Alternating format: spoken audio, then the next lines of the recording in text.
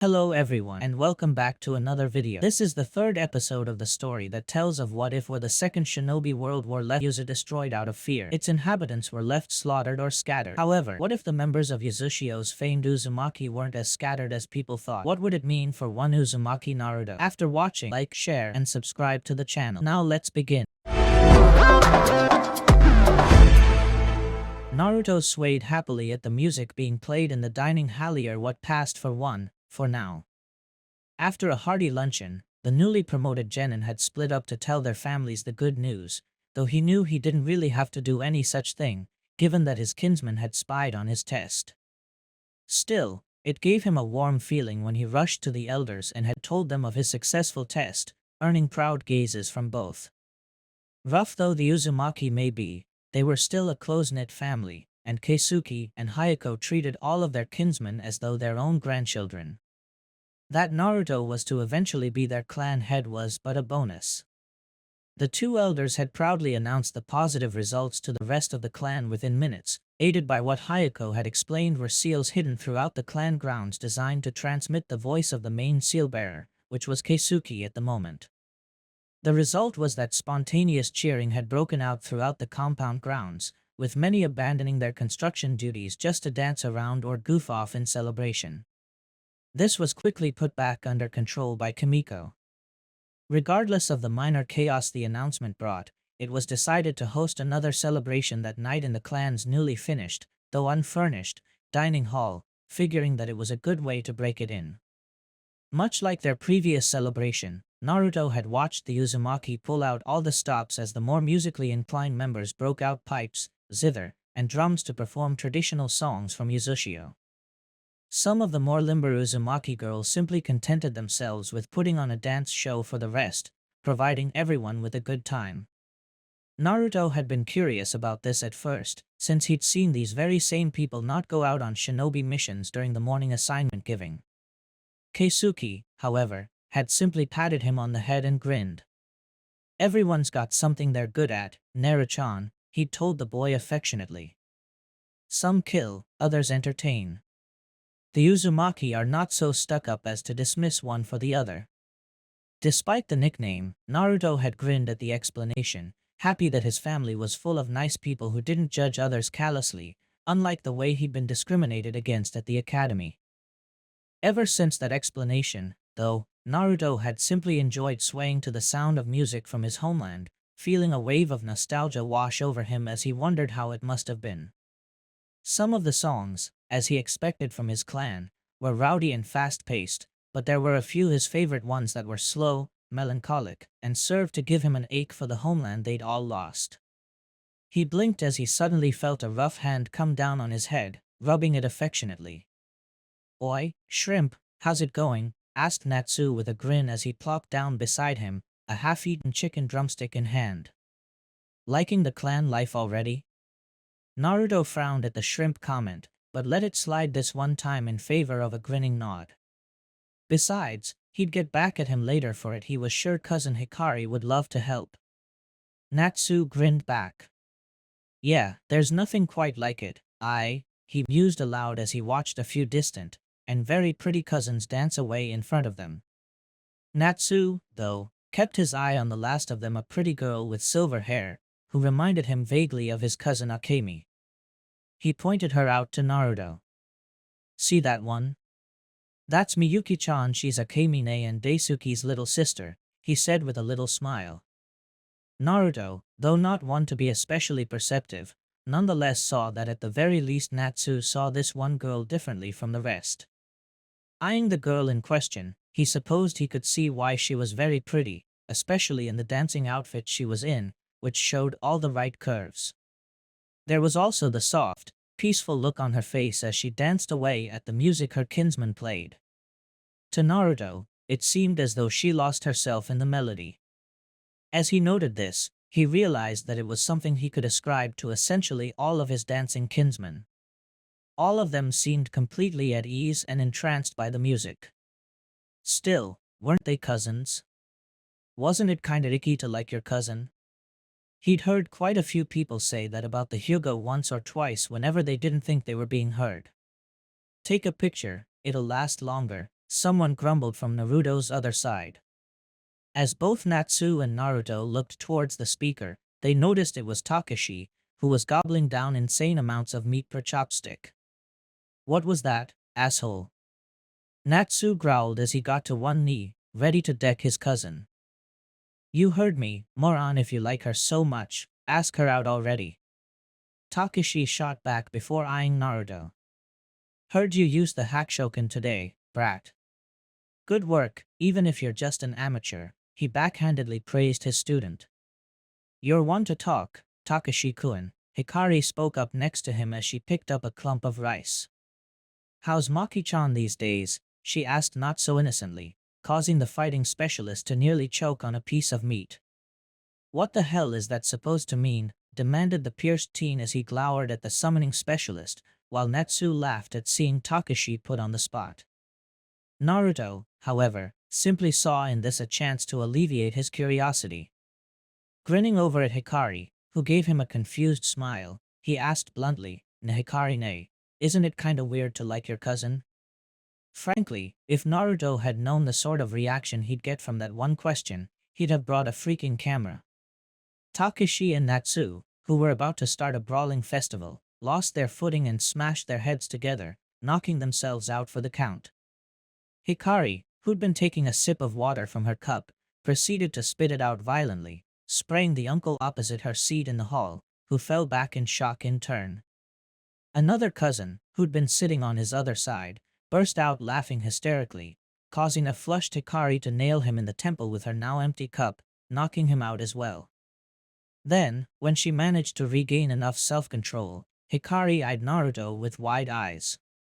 Where the hell did that come from? She asked, still coughing a little from having some water go down the wrong pipe. Well, Natsu and Takashi like Miyuki and Maki, right? Naruto asked, still acting far too innocently for Hikari's mental well-being. Was the brat honestly this ignorant about how things worked? Well, seat's complicated, she stuttered. Honestly, why the hell was she in charge of telling him this? Where the hell were her aunties and Elder Hayako? Why couldn't they have been nearby? Maki-chan and Miyuki-chan are their cousins, yeah, but they're not close cousins, she tried. Naruto's eyes widened. They don't get along. Why not? He demanded, prompting the cousin on his other side, who'd started to regain consciousness, to burst out laughing again, only for Hikari to kick him in the head in irritation, shutting him up again. Not that kind of close. She half-snapped at Naruto. Seriously. Wasn't he like 13? Wasn't this sort of common sense? I mean that their parents aren't immediately blood-related. Naruto blinked. Hikari face-bombed. Look, put it this way, Miyuki's dad wasn't Natsu's dad's brother. But they both shared the same great-great-grandparent of our clan, so they're both Uzumaki, but they're so far apart in terms of blood relations that I guess it's okay for them to see each other, she explained or tried to. Even now, Naruto was still looking at her blankly.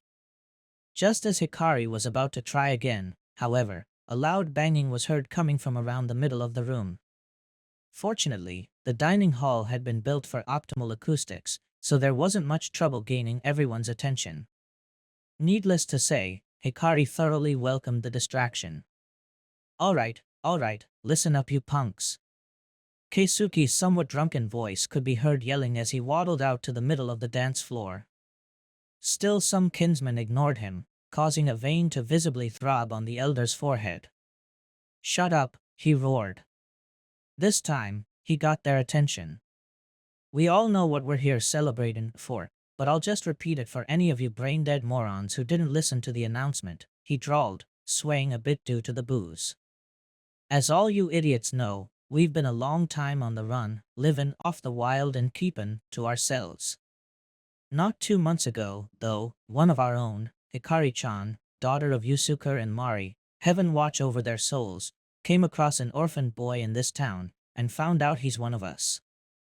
There were nods and mumbles of assent amongst the crowd, and Naruto felt a little anxious as he knew the elder was speaking of him. That boy was none other than the son of our very own Kushino, and I guess that Nancy boy Minato, he hiccuped, causing a few snorts of laughter. And ever since, we have now come here to live as one family. One clan, the crowd, including musicians and dancers, spontaneously roared, almost causing Naruto to crap himself in surprise. He hadn't been expecting that. The Uzumaki clan. Keisuke answered right back without breaking stride, holding up his index finger pointed towards the ceiling, also ignoring the fact that roughly half of said clan was still AWOL. The greatest clan of Uzushio.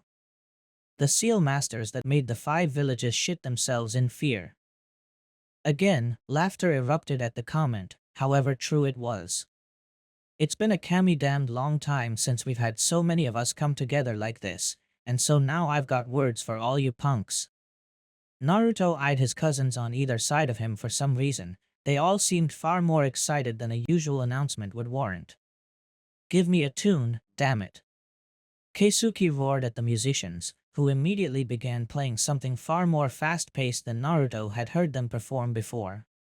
Immediately, the crowd began chanting every few beats, and as the chanting grew, Naruto couldn't help but feel his own heart start to beat faster as the music drew him in.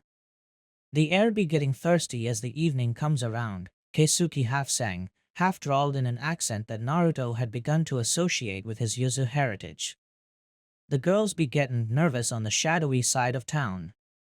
So raise your cups higher, and toast to those be gone, for we all go down as one, roared his kin.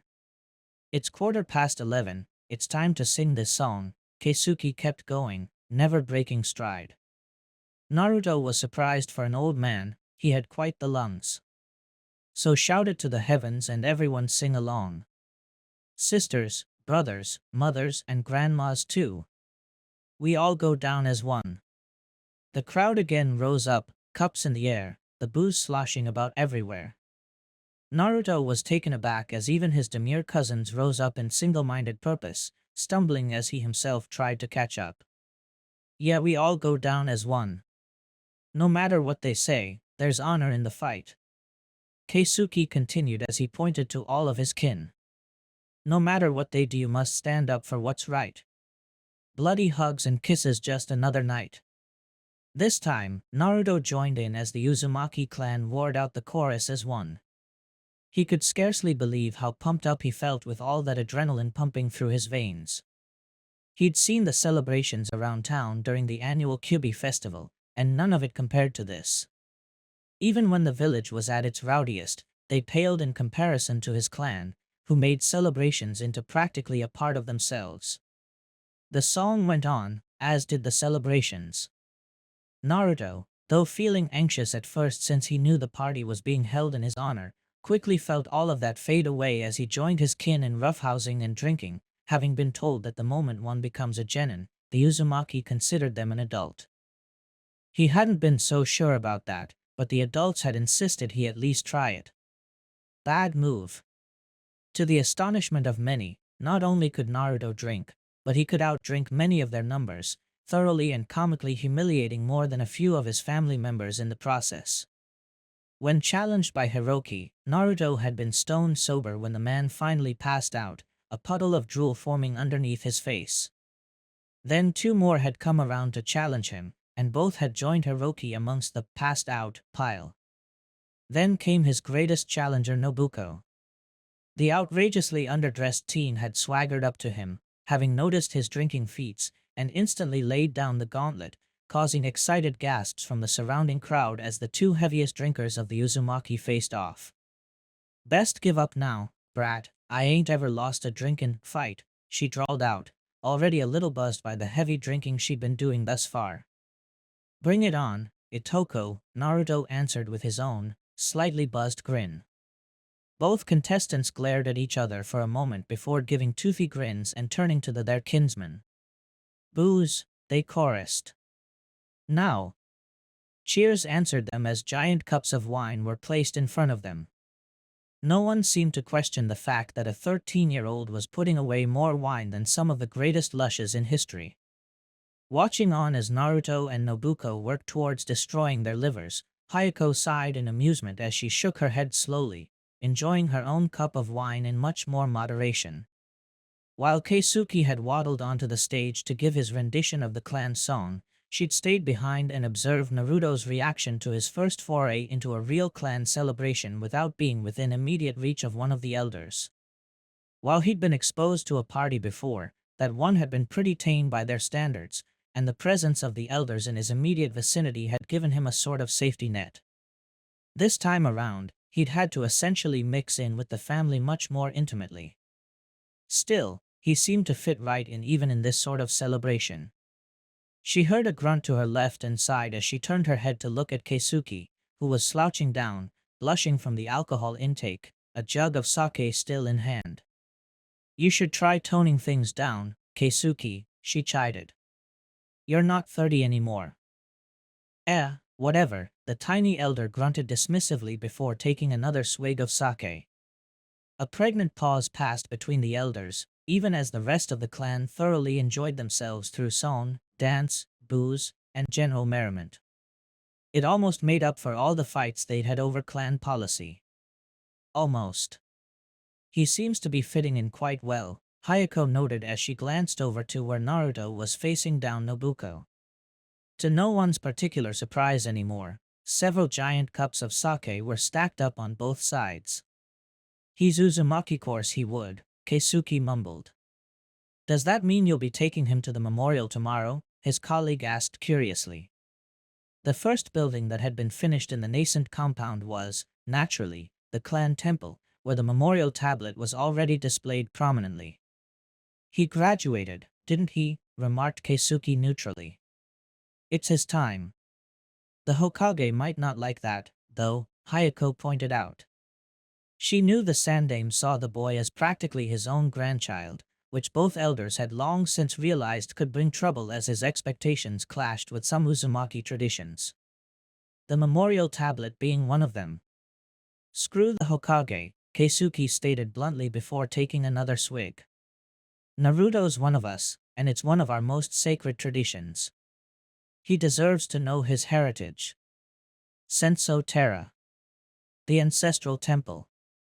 Throughout the Uzumaki clan's existence, every compound they inhabited, be it in Yazushio or in exile, centered itself around the Senso Terra. What differentiated this building from every other clan shrine was not its size, but its contents. Specifically speaking, the memorial tablet. A misnomer of sorts, the memorial tablet was, in fact, for large stone tablets that used to be undivided. Yet, upon Uzunokuni's invasion and destruction, the Uzumaki clan, now refugees in the elemental continent, made the decision to split themselves into 4 cells in order to keep themselves hidden from prying eyes. Seeing as how Uzumaki tradition forbade the construction of compounds without the memorial tablet being enshrined in the Senso Terra, the public decision was made to split the tablet into 4. Now, 2 pieces found themselves in the possession of Konoha's Uzumaki clansmen, safely hidden away in the highly protected Senso Terra. "I don't get it, Ji-chan, why do we have to do this so early?" asked Naruto between yawns. "So no one interrupts us, Naru-chan," Keisuke explained as he grabbed a torch from its rack and lit it with a simple fire jutsu. "This is sacred tradition amongst the Uzumaki. When one of us reaches genin rank, we must take them to the memorial tablet and reveal their heritage." Naruto nodded sleepily as he followed the tiny elder, barely paying attention. All he knew was that he'd been shaken awake that morning by Keisuke and made to leave the dining hall quietly while the rest of the clan slept exactly where they dropped the previous night. It had taken some skill and dumb luck to navigate all the bodies, but they'd managed to get out without anyone being the wiser. In silence, the 2 Uzumaki went down a flight of circular stairs hidden behind one of the panels of the Senso Terra's main room. Blinking at the unexpected find, Naruto felt a little of his drowsiness escape him. "I don't remember anyone building a hidden staircase," he mumbled to himself, unaware he'd spoken aloud. "You wouldn't," Keisuke commented gruffly. "During its construction, every sort of misdirection seal we could get away with placing was activated. No one outside the clan can know of this path, Naru-chan." "Absolutely no one," he reiterated as he paused mid-stride to eye his kinsman. "Not friends, lovers, or acquaintances. Even if you trust them with your life, even if you married a nice girl outside the clan, no one can know about what I'm about to show you. Understand? Naruto swallowed, feeling a great deal of pressure bear down on him as Keisuke fixed him with a stern, unyielding gaze. It was times like these that he could begin believing the tales of how Keisuke was one of the most powerful Uzumaki still alive. Cautiously, Naruto nodded in agreement, eliciting a similar nod from Keisuke. Good, the elder said before continuing his walk. Tell me, Naruto-chan, have any of the others told you about the memorial tablet? Naruto frowned. Not directly, no, he answered. It's just a big rock, right? With the names of the Uzumaki who've died? Yes, Keisuke confirmed. But it is also more than that, Naruto-chan.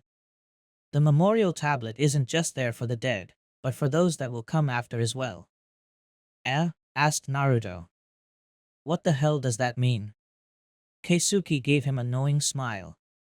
Oh, you'll see, come on, not much left.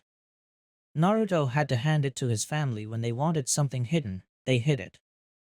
The way down the stairs had felt like an eternity, and he often caught Keisuke making discreet, one-handed seals that made the occasional brick glow softly. When he'd pointed them out, Keisuke had smiled proudly at him and told him they were seal arrays placed at varying intervals to ensure that if someone did find their way into the stairwell, they'd never get to the memorial tablet proper. Still, there were moments when Naruto was just about convinced they were stuck in some sort of looping genjutsu, though that feeling immediately went away when they reached a huge ornate set of wooden doors. We're here, Keisuke announced unnecessarily. The memorial tablet. Lifting his hand, Keisuke placed it on the doors, which Naruto noted had no visible way of opening them. Then, just as he was about to comment on that, the area where Keisuke had placed his hand began to glow, heralding a spiral pattern of characters that soon formed into the most complex seal array Naruto had ever seen. Even Maki's arrays, with which he was intimately familiar after numerous experiences as her test subject, didn't come close. One of our pride and joys, the Senja Tamashi no Fuin, Keisuke said as he watched the seal complete itself before his eyes. It's even more powerful than Maki and Eiji's Hyakuju Rashomon Fuin. There is nothing short of a Biju that can get past it. 1,000 Spirit Seal, Naruto parroted, awed by the amazing amount of characters that raced all over the door frame. But, if there are so many seals already protecting the way in, why bother placing one as powerful as that on the door? He asked, a little confused. Judging from the other seals he'd spied on the way down, it was highly unlikely anyone would ever survive the trek down if uninvited. Keisuke gave a stony smile. After what happened to Uzushio, we've learned never to underestimate our enemy's resolve, he simply said. Always remember that it's better to be safe than sorry when it comes to clan secrets, Naruto-chan. Always. Hi, Keisuke Koro. For once Keisuke didn't correct Naruto as the two waited for the seal array to complete itself. When it did, it glowed a soft, almost comforting blue before fading away into the woodwork. Then, with a groan befitting such majestic doors, the gateway opened automatically before them, revealing a darkened room within. Fuin, grunted Keisuke as he held up a half-tiger hand seal. Immediately, torches throughout the room lit up on command, illuminating the room better than any light bulb Naruto had ever seen. The memorial tablet, Keisuke introduced as the two stepped into the room, the doors shutting behind them. Naruto's eyes widened as he looked up, and up, and up. When his kinsman had spoken of the tablet, he'd always imagined it to be maybe a meter tall and a meter wide. The truth, however, was far greater than his imagination had conceived of. The memorial tablet, its frame almost literally carved to the brim with names, easily went several meters high, and was perhaps twice as wide. It was humbling and heartbreaking to realize that it nonetheless seemed to barely manage holding all the names of the Uzumaki clan's deceased. Our greatest monument, and our greatest sorrow, Keisuke added as he went over to an empty wall socket and placed his torch there. When he returned to Naruto's side, he saw that the boy was still somewhat in shock. Humbling, isn't it? All of these names theory all dead, whispered Naruto, slack-jawed and shocked. Keisuke nodded. Yes, he confirmed. Not all at the same time, not all due to the same reasons, however. Yet, since the beginning of the clan, ours has been a history of war, blood, and grief, he added before pointing out a name that Naruto could barely make out. Uzumaki Akane.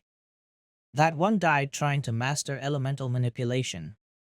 She was 15.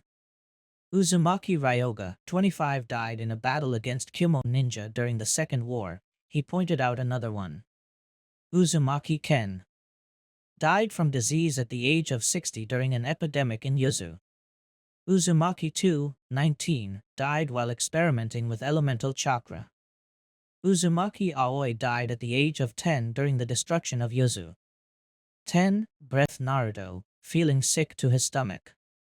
Children had been killed during the clan's near miss? Keisuke nodded gravely. Deaths from war, sickness, famine, idiocy, heroism, sacrifice, and massacres. We had kinsmen die from them all, he told Naruto. Except treason. We've never had kinsmen betray the family in all our years of existence. Sometimes, that alone helps stem some of the grief we feel. Naruto swallowed as the immensity of the tablet seemed to bear down on him. All those names, all those kinsmen who'd never managed to fulfill their dreams, it was almost too much to bear. Did you know all of them? He asked carefully. Keisuke sighed. No, not all of them, he admitted. But I know all their names. So does Hayako, he added, referring to his colleague. I know all their deeds. After the Great Exile, we elders vowed to keep their memory alive, even if no one else would remember them. A thought occurred to Naruto then, though he greatly feared voicing it. Still, he needed to know, no matter what. Isa's mom on the tablet? Silently, Keisuke eyed the blonde for a moment before slowly bringing up a hand and pointing towards a part of the tablet a few meters away. Naruto didn't know how he got there. He hadn't consciously moved his legs, nor had he especially thought about doing so. All he knew was that one moment he was beside Keisuke, and the next he was in front of a name that looked more newly carved than those around it. Uzumaki Kushina. XXX emptiness. He felt empty inside, as though his stomach's bottom had given out. It felt strange, since he'd always assumed he'd be overwhelmed with grief when he finally found out about his mother. He always figured it'd be like in the stories, when the hero would find the graves of their loved ones and fall to their knees in abject shock, tears streaming down their cheeks. Was it because he'd never known her? Was that why he couldn't properly grieve for his mother, the woman who'd brought him into this world? Why can't I cry? He mumbled out loud unconsciously. Absently, he felt Keisuke's hand rest on his shoulder as the elder joined him in contemplating Kushina's name. Not crying doesn't mean you didn't love her, Keisuke comforted him. Death takes us all by surprise, even when we know it's coming. Worry not, Naru-chan. When the shock leaves, you will grieve for her, like we all grieve for those we've lost. Maybe the elder was right. Maybe a tiny part of him, Hopedno, wished he wasn't an orphan like everyone said he was. Since he hadn't ever met either parent, he'd always thought that maybe, just maybe, they were alive out there somewhere, unknowing of his existence. A tiny sliver of his soul always hoped that when his deeds were great enough, they might one day hear of him and come back to him. But that was a lie, as he now knew. His mother and father were dead, killed during the Kyubi incident. If there was any way to cement that fact any clearer than being told so by his family, it was definitely the carved name on the tablet before him. Unconsciously, he reached out for the name, his palms slick with sweat he hadn't known he'd produced. She loved you, Naru-chan, Keisuke told him as he did so. When we met her, right before the Kyubi attacked, she was already pregnant with you, and she couldn't shut up about you and how she imagined you'd be. I can honestly say I've never seen a woman as happy as she was back then. Kachan, Naruto whispered as his fingers went over the carved name, feeling every scratch and every gouge in the stone as he did so. Kushina was a proud Uzumaki, one of us in every way a person could be, Keisuke continued, his own expression reflecting nothing but pride. Beautiful, strong, stubborn, and righteous. The day she died, the Uzumaki lost one of its finest kinsmen, and the whole clan grieved as one. Why didn't anyone tell me about her? Keisuke gave the boy a pitying glance. I can't speak for the Hokage, he stated neutrally. Personally, he'd been outraged when he found out Naruto had no idea of his heritage. He could, in hindsight, realize why his relation to Minato Namikaze had been obscured. Iwa had just gotten its Sandaime back into power after the Yondaime Tsuchikage had died, and the Hokage hadn't been willing to rock the boat by announcing a living heir to Iwa's greatest nightmare. Over time, that reason had lost its basis, since Inoki wasn't known for being an impulsive revenge seeker, but by then years of secrecy had turned into a habit. Naruto's heritage on part of the Uzumaki was less forgivable, in Keisuke's opinion. Yuzashio had long since been destroyed, Kiri was in the midst of the Bloody Mist era, Umi was a non-power after Konoha had sought retribution for Yuzashio's destruction, and Iwa and Kumo weren't about to start another war over a single Uzumaki clansman. Keisuke imagined the Hokage had simply decided not to tell Naruto due to the possibility of the boy finding out the link between her and the Yondaime Hokage. A moment of silence passed between the two Uzumaki as the younger one remained still, his fingers brushing his mother's name as the older one looked on silently. Despite his original purpose in bringing the boy here, he couldn't deny the blonde his time grieving for his lost mother. During the annual remembrance ceremony, every Uzumaki tended to act in a similar way. Keisuke himself could be found near his dead wife and son's name, just staring endlessly at it in silence. Then, without saying a word, Keisuke handed Naruto a clean handkerchief. When the boy blinked and looked at him in confusion, Keisuke shrugged. Some of us like to keep the names of our loved ones clean and visible, he merely stated. It helps us to keep occupied. Blinking away his shock, Naruto looked over the tablet and realized the elder was right. Many of the names seemed in far better care than others. Giving Keisuke a thankful nod, Naruto took the handkerchief and brought it softly to his mother's name, wiping away some of the grime his fingers had brought and a few bits of dust here and there. He knew it was almost a pointless gesture. His mother wouldn't be able to thank him for it, after all, but it felt good.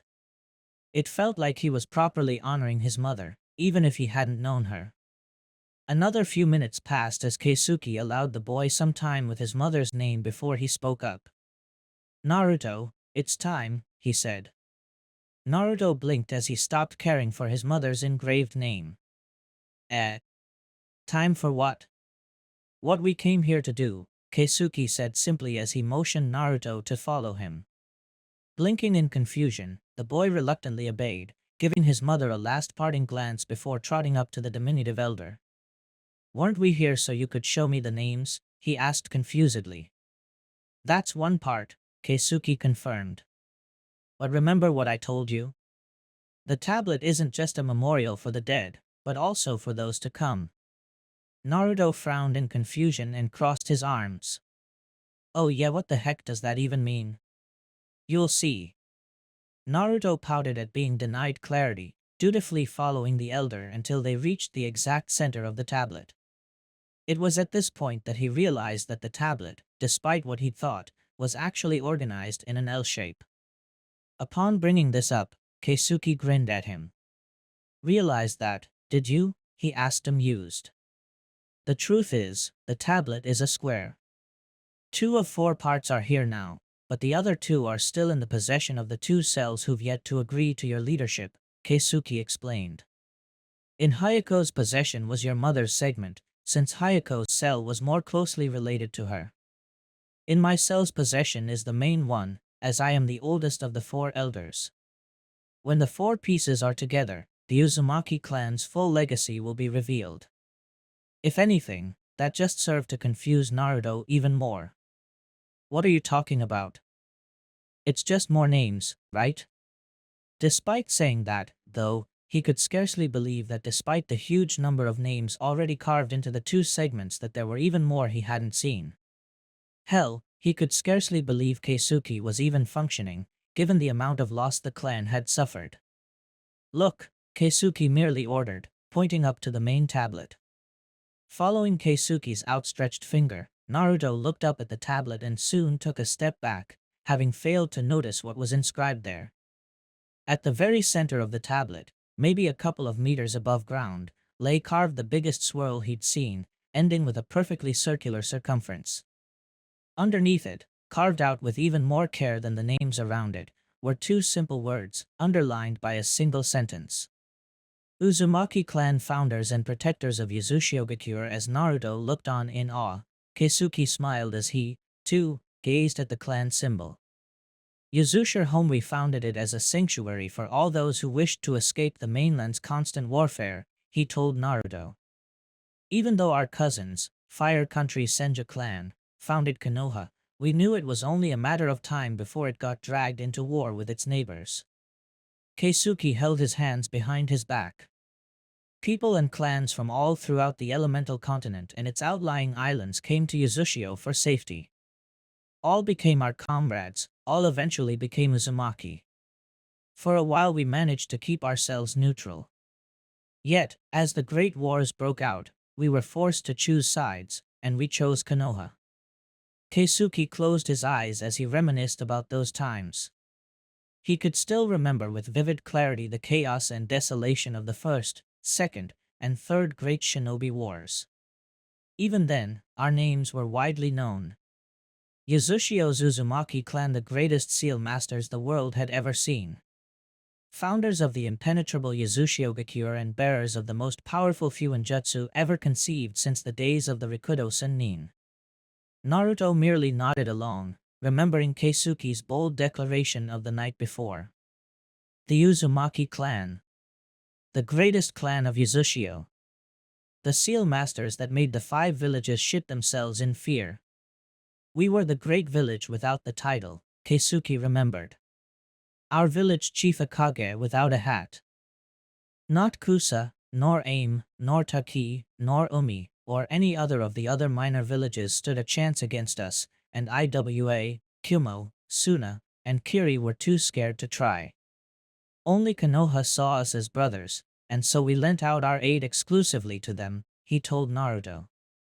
Until the day came when the other powers saw us as too powerful, too freely capable of taking on any of the great villages one-on-one to warrant tolerating our existence any longer. Naruto looked down from the mighty Uzumaki whirlpool to see Keisuke bow his head as the bad memories flooded his mind. Kiri was the first to speak out against us, then Umi. Iwa, despite being far away, had suffered at the hands of our seal arrays when it battled Konoha, and Kumo wasn't willing to allow a tiny nation such as ours become one of the great nations, he recalled sadly. So they colluded and plotted together. Suna didn't, being too far removed and allies of Konoha, but they didn't exactly come to our defense either. Konoha, for one reason or another, wasn't able to send aid, so when the strike finally came, Uzushio stood alone. 1 village, 1 nation against 4. We fought bravely, both Uzushio's shinobi and the daimyo's forces, but in the end the numbers levied against us were too great. Too many enemies had come to seek our destruction, and attrition dictated our loss, he told Naruto, who despite having often railed against history lessons at the academy couldn't help but stay rapt with attention as Keisuke related to him the history of his family. Eventually, the daimyo was killed, and his forces were destroyed or captured, and so Uzushio stood alone against the combined might of 3 of the great villages, their nation's regular forces, and that of Umi. For 30 days and 31 nights we stood firm at the walls, our seal arrays slaughtering the enemy whenever they tried to break through, he recalled vividly, as he'd been one of those guarding the walls. Despite his advanced age, he had outright refused to stay hidden while others fought. Hayako, he recalled, had been the same. Repeatedly we were told to surrender, but we never did. Give up our homes? Give up our freedom? We were Uzumaki. We were Uzushio's greatest clan. We were born free and we would die free. Never as slaves of another nation, he told Naruto fiercely, age-old passions bubbling within the man. But the time came when we would lose, we knew, so we needed a plan.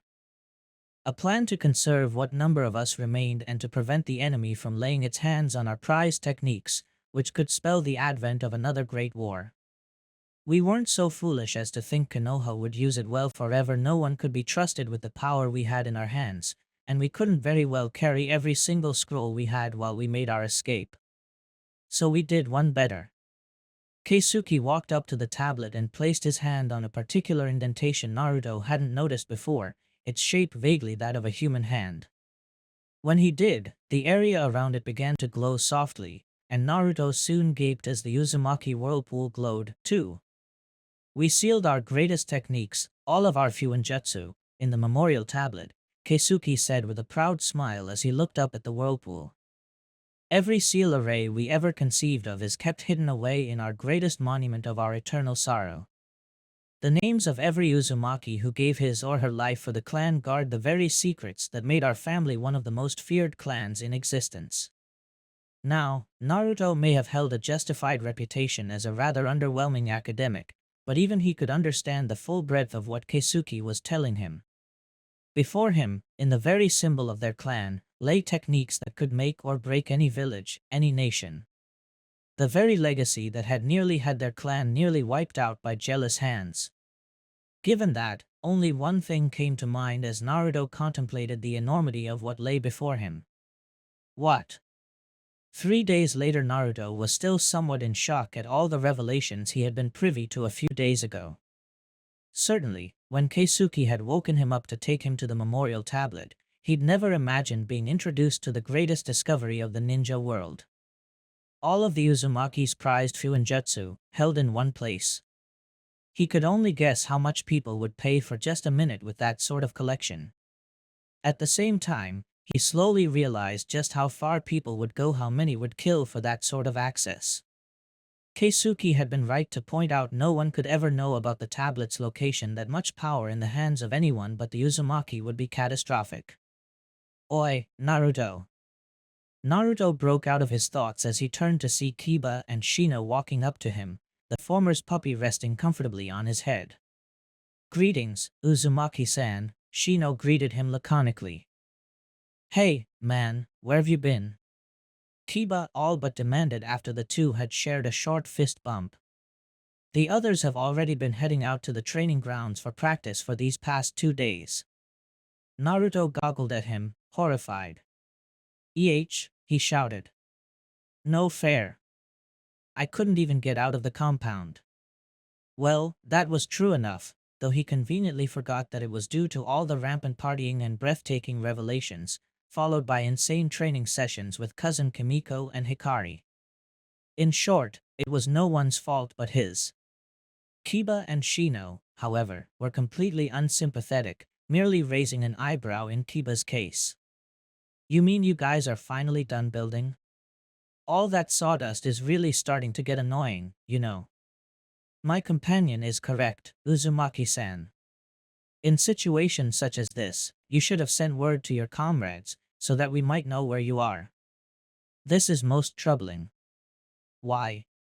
Because it hurts your friends' feelings when you keep things from them and make them think you're ditching them for fun, Shino added in his own peculiar fashion. Dude, nitpicking? Seriously? Not okay, Kiba interjected then, eliciting a nonchalant shrug from the bug user. Naruto smacked his forehead as he realized he'd forgotten to tell his classmates about his new living arrangements. In fact, he'd forgotten to tell them all about the Uzumaki clan and how they functioned in general.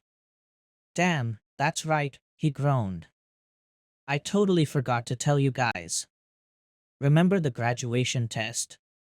The original one, I mean, he quickly added as a shadow passed over his friends' faces. The new test, by mutual, unspoken consent, was a taboo subject. And by mutual, unspoken consent, they meant Shikamaru had banned all talk about it, on pain of humiliation the likes of which you have never felt before in your life via Kagemain. Clear, as Shikamaru had put it. What about it? Asked Kiba as he crossed his arms behind his head. Naruto quickly proceeded to fill in the gaps of his friend's knowledge of the events of that day, though he omitted any reference to the more confidential subjects of the furry tenant he held inside him and the forbidden scroll, as per the Hokage's orders. By the end of it, Kiba was laughing while Shino had an eyebrow raised in surprise. Seriously? Man, that sounded intense. Kiba noted with a grin. Still, kinda explains a lot, especially the new exam. Figures it'd be your long-lost family's fault, eh? At least it explains some of Irika-sensei's comments during the second test, and those old fogies who were with the Hokage. Shino nodded in agreement. Indeed, Uzumaki-san. Like our classmate here, I, too, have been noticing the arrival of strange, red-headed new people around the village, and my Kakachu have noted their presence as well and their integration into our shinobi ranks. He was soon stopped from going any further by Kiba's hand on his shoulder. We've really got to work on that habit of yours, man, the dog user mentioned in exasperation. I fail to see how my process of diction somehow requires help, Inuzuka-san, Shino subtly protested. It's nitpicking. So you've said many times, Inuzuka-san. How is that a problem requiring help? Naruto gave the two an awkward smile as they rehashed an age-old argument they'd been having since they were both first-year students at the academy. It sometimes made him feel a little jealous of his friends, since they all seemed to have a bickering partner or close friend. Ino and Sakura, Shikamaru and Choji, Kiba and Shino, Hinata and Air. Come to think of it, Hinata was always quite quiet, wasn't she? More likely to be amongst a group by accident than by determination. After all, the reason she'd been part of his group with Shikamaru was because the lazy bastard had specifically targeted her for her skills. Then again, she'd proven a fun comrade to have. At the very least, she seemed to be having fun whenever he and Shikamaru would argue. Anyway, Kiba spoke up, regaining Naruto's attention. We were heading off to meet the others at the training field. We've still got a day before Kurenai-sensei and the others officially start the training, but we figured we might as well get some training in regardless, yeah? Wanna come along? Naruto grinned as he slammed a fist into a waiting palm. Hell yeah. Lead the way. Kiba grinned right back, sharing his friend's excitement, right before remembering something a mutual friend of theirs had told the group a few days back. Wait, Naruto, he suddenly spoke up, stopping his friends as they started walking towards the training fields. Naruto blinked as he looked over his shoulder confusedly. What's up, Kiba? Ino said something interesting the other day. Neither Shino nor Naruto could miss the half-repressed growing excitement in the Pharaoh boy's eyes. Is it true? Did your clan teach you a new way of fighting? Even better than what you used against me in the exam? If Naruto hadn't known better, he would have sworn that Kiba's canines were growing. Maybe, so, he asked nonchalantly. No sooner had he spoken that Kiba's finger was pointed right at him, right between the eyes. Then I want dibs on your first spar when we get to the grounds, the Inuzuka heir said with an excited grin. That bastard Sasuke doesn't spar with anyone, Shikamaru's a lazy ass, Choji's a wimp, and it's just been too long since I've had a good, up-close brawl. Naruto noted that Shino didn't seem the slightest bit offended by that remark. Then again, he couldn't really get offended by that, since Shino's personal combat style relied practically entirely on his insects. Knowing that, however, didn't make Naruto any more confident regarding his chances. Oh, sure, he'd give Kiba the fight he wanted, but having gone up against Takashi, Natsu, and Hikari, he was now well aware of the fact that there were some people he was currently unable to even come close to. Kiba, however much the boy yapped away about his strength, was a dangerous opponent to have, and Naruto knew it. Whatever the boy's reputation for troublemaking, Kiba had the most dangerous offensive capabilities in taijutsu out of all the genin, save perhaps for Sasuke. Even then, the two didn't compare. Whereas Sasuke's forte lay in pinpoint strikes that dealt efficient, maximum damage, Kiba specialized in wrecking his opponents. Still, he wasn't one to back out of a fight. One thing he now knew was more genetic than simple stubbornness. Grabbing Kiba's wrist and driving it to the side, Naruto gave his classmate an equally fierce grin. Bring it, Fleabag, he challenged, already feeling his blood boil with anticipation. The two boys seemed mildly surprised by Naruto's bravado, but Shino quickly recovered with a stoic shrug while Kiba gave an amused laugh. Huh. That's right, if there's anyone who's more than happy to get down and dirty, it's you, isn't it? Kiba commented as he thumbed his nose. Better not regret those fighting words, Uzumaki, he said with a grin. Same to you, mutt, Naruto shot back without any real sting. Oi, what the hell is this? Mumbled Choji as he watched in awe as Kiba and Naruto squared off again after another heavy bout of fighting. Troublesome, that's what it is, Shikamaru commented as he, too, watched what had quickly become the main attraction of that day's training session. He flinched as Kiba narrowly missed Naruto with his clawed hands, only to receive a powerful palm strike to the back, launching the feral boy forward several meters. Damn, that looked like it hurt.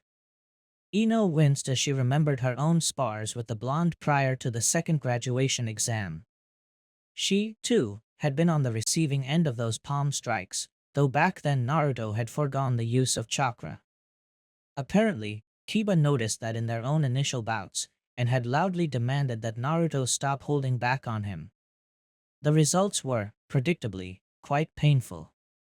Even so, the genin, including Sasuke, could only watch in awe as Naruto and Kiba went at each other like possessed beasts, each grinning madly as they lost themselves in the fight, yet conscious enough to retain their battle tactics. When the hell did the moron get so good? Mumbled Sakura with wide eyes before flinching and whimpering as Kiba landed a particularly vicious right hook into Naruto's face. Blood spurted as Naruto's nose broke, but the blonde seemed otherwise unfazed as he retaliated with his own strike into the Inuzuka's stomach, launching him away. He has been acquiring quality education, for once, Shino spoke up as he followed the battle behind his sunglasses. Despite his stoic demeanor, he couldn't help but feel a little jealous of Kiba, who was obviously having so much fun fighting with the blonde. Why, you ask? Simple. Now that he and his clan have finally reunited with one another, they are now teaching him their techniques, to which he was previously not privy to. Those guys just got here, though. How'd he get so good so quick? Asked Sakura loudly, unknowingly stealing the words right out of Hinata's mouth, causing the shy girl to quickly look away, cursing the missed chance. Obviously not, duh. Ino eyed her love rival with a deadpan look, having known of the development thanks to her father's higher clearance. Didn't you notice when he started showing up in passable clothes at the academy? Obviously some of his kinsmen were around before the bulk arrived. The hell would I know, pig face, shot back Sakura. What was that, billboard brow? Ino demanded as she butted foreheads with her once best friend. The two soon locked hands as they began an impromptu battle to see who could push hardest. Troublesome, Shikamaru sighed, referring to both the girls and the fight before them. Uzumaki clan, so that's how it is, he mumbled, smiling slightly despite himself at his friend's good fortune. He knew all about the boy's lonely days as he'd grown up, and while he would still act horrified at the idea of being paired up with him on a team, Shikamaru was honestly happy for the blonde that he'd found his family. Or vice versa. Whatever. I thought they were extinct, Sasuke spoke up, surprising the lazy genius as the raven-haired boy sat cross-legged beside him, obviously addressing him. Wasn't that what Irika said last time we went over history? Obviously the records were wrong, Shikamaru pointed out, wincing as Naruto managed to deliver a heel kick into Kiba's chest, just for the Inuzuka heir to grab onto his leg and swing him overhead into the ground. All things considered, it's not that surprising no one's heard of them till now. How do you figure? Asked Sasuke, ignoring the catfight behind him and keeping his eyes firmly on the class dead last, a rank he was quickly starting to reconsider for the blonde. Yuzu was destroyed, Shikamaru noted. Destroyed, not conquered.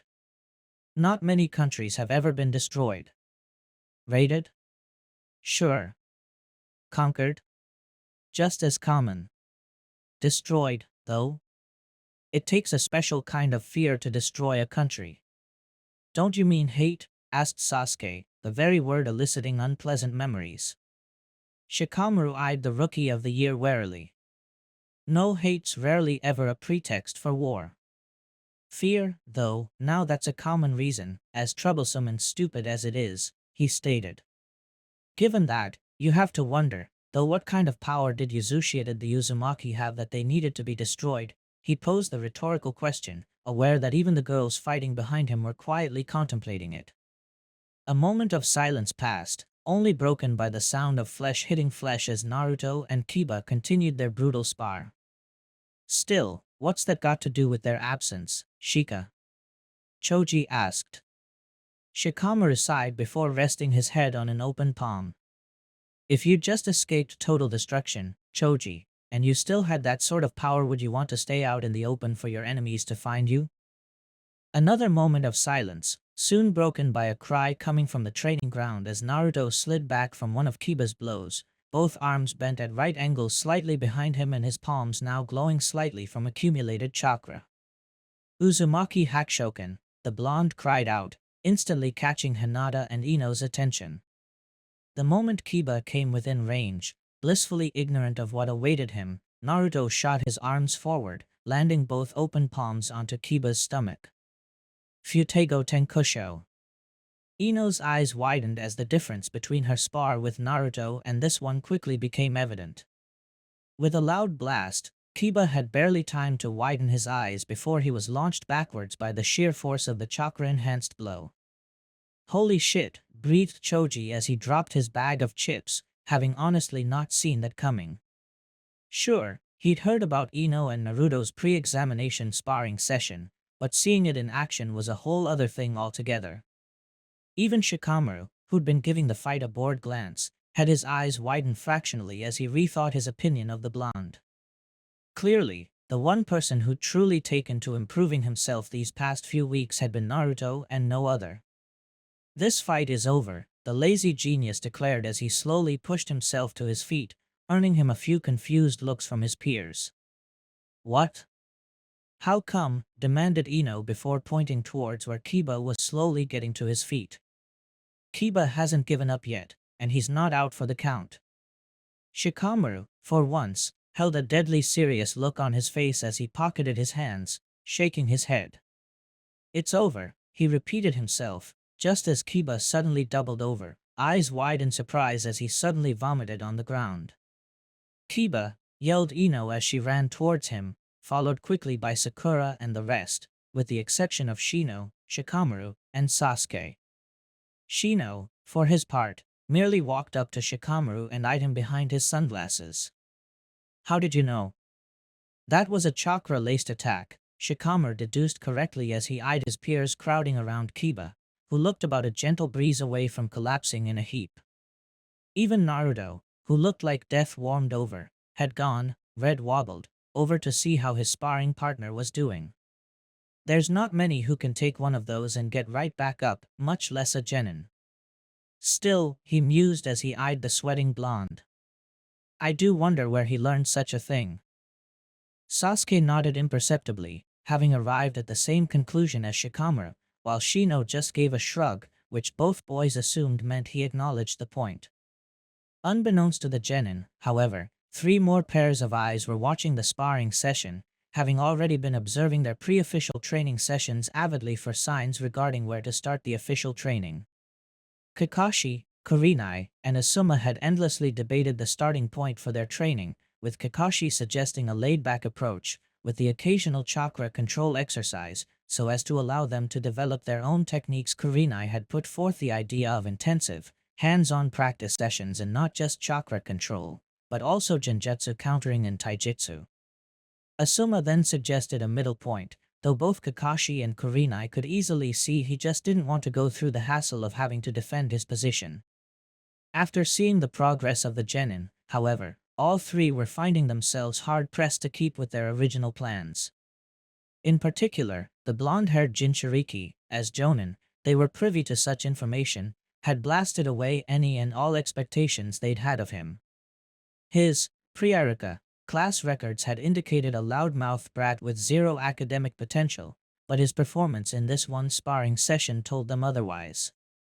Sure, they hadn't seen him perform anything other than taijutsu, but if the Hokage's personal notations in the boy's files were correct and Asuma wasn't fibbing about his fight against his 3 genin, he was also a proficient user of Kage Bunshin, even being able to pull off its significantly more dangerous variant, the Taju. That put 2 of the 3 main branches of ninjutsu firmly within his grasp, if nothing else. Of course, both Asuma and Kakashi further realized the horrifically immense potential the boy held.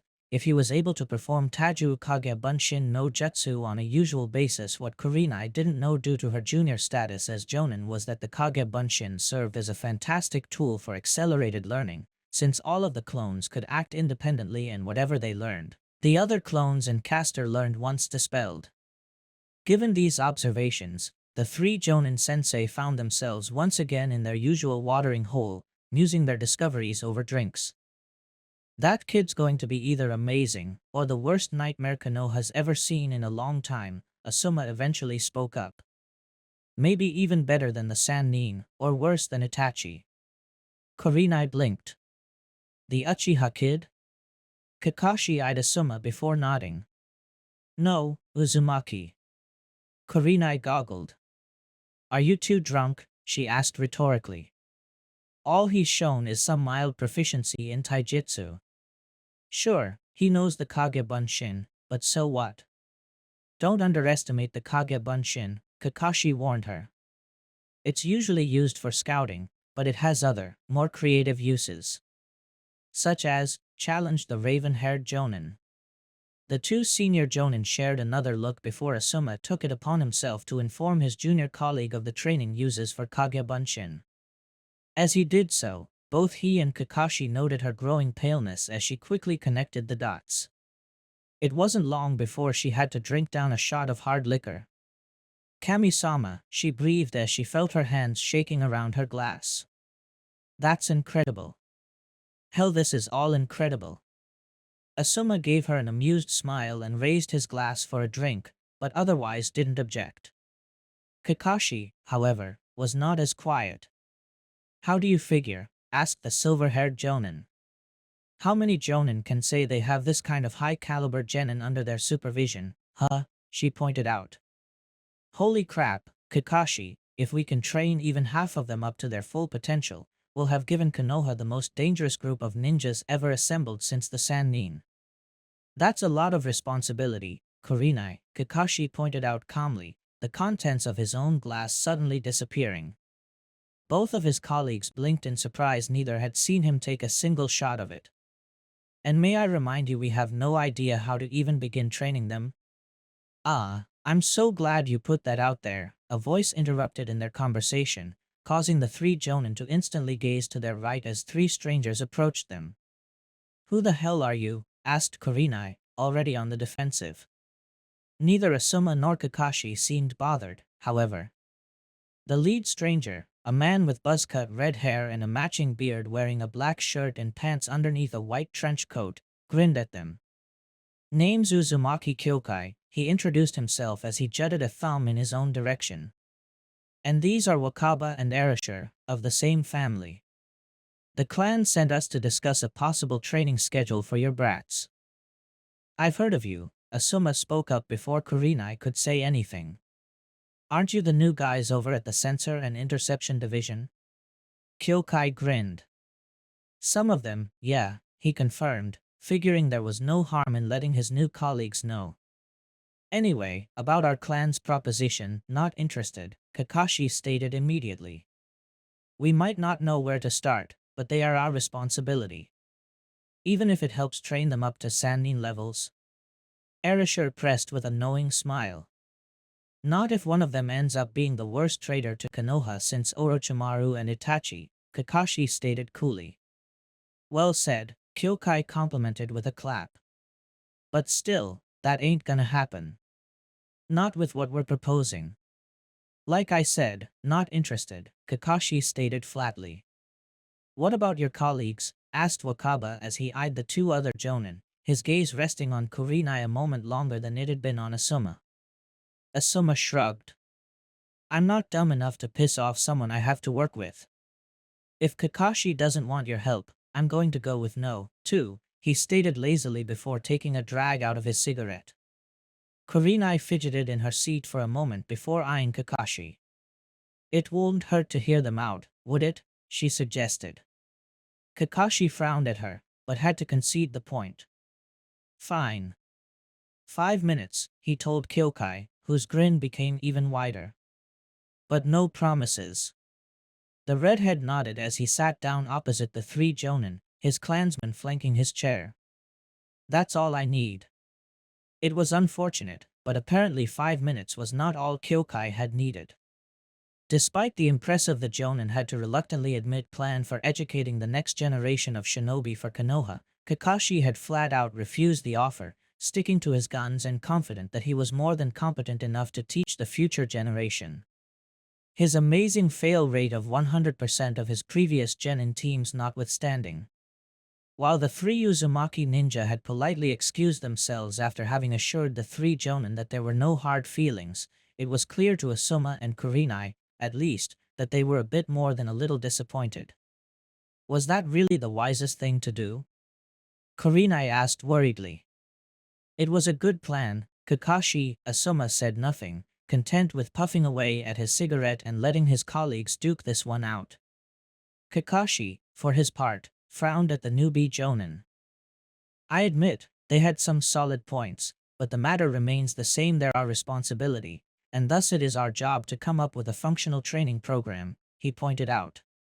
There's no shame in branching out. Kakashi the Uzumaki did manage to hide underneath everyone's noses for over 10 years.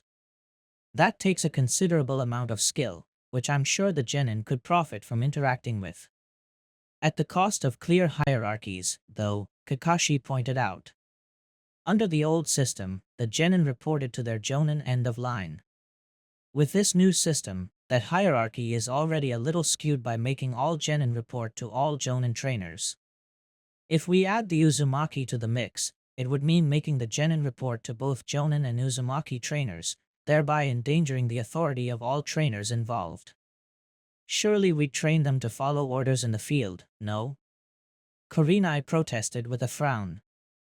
I mean, it sounds like you're assuming they'd play their trainers off each other, as though we were their parents and they were trying to weasel favors out of us. Aren't we, in a sense? Kakashi rebutted. We look after them in training, we look after them in the field, and we basically train them for future hardships in life. Face it, Kurenai, we're basically their moms and dads while they're genin. And if we accede to Uzumaki interference, it'll mean they could possibly go to them whenever we don't want them to learn something for their own good.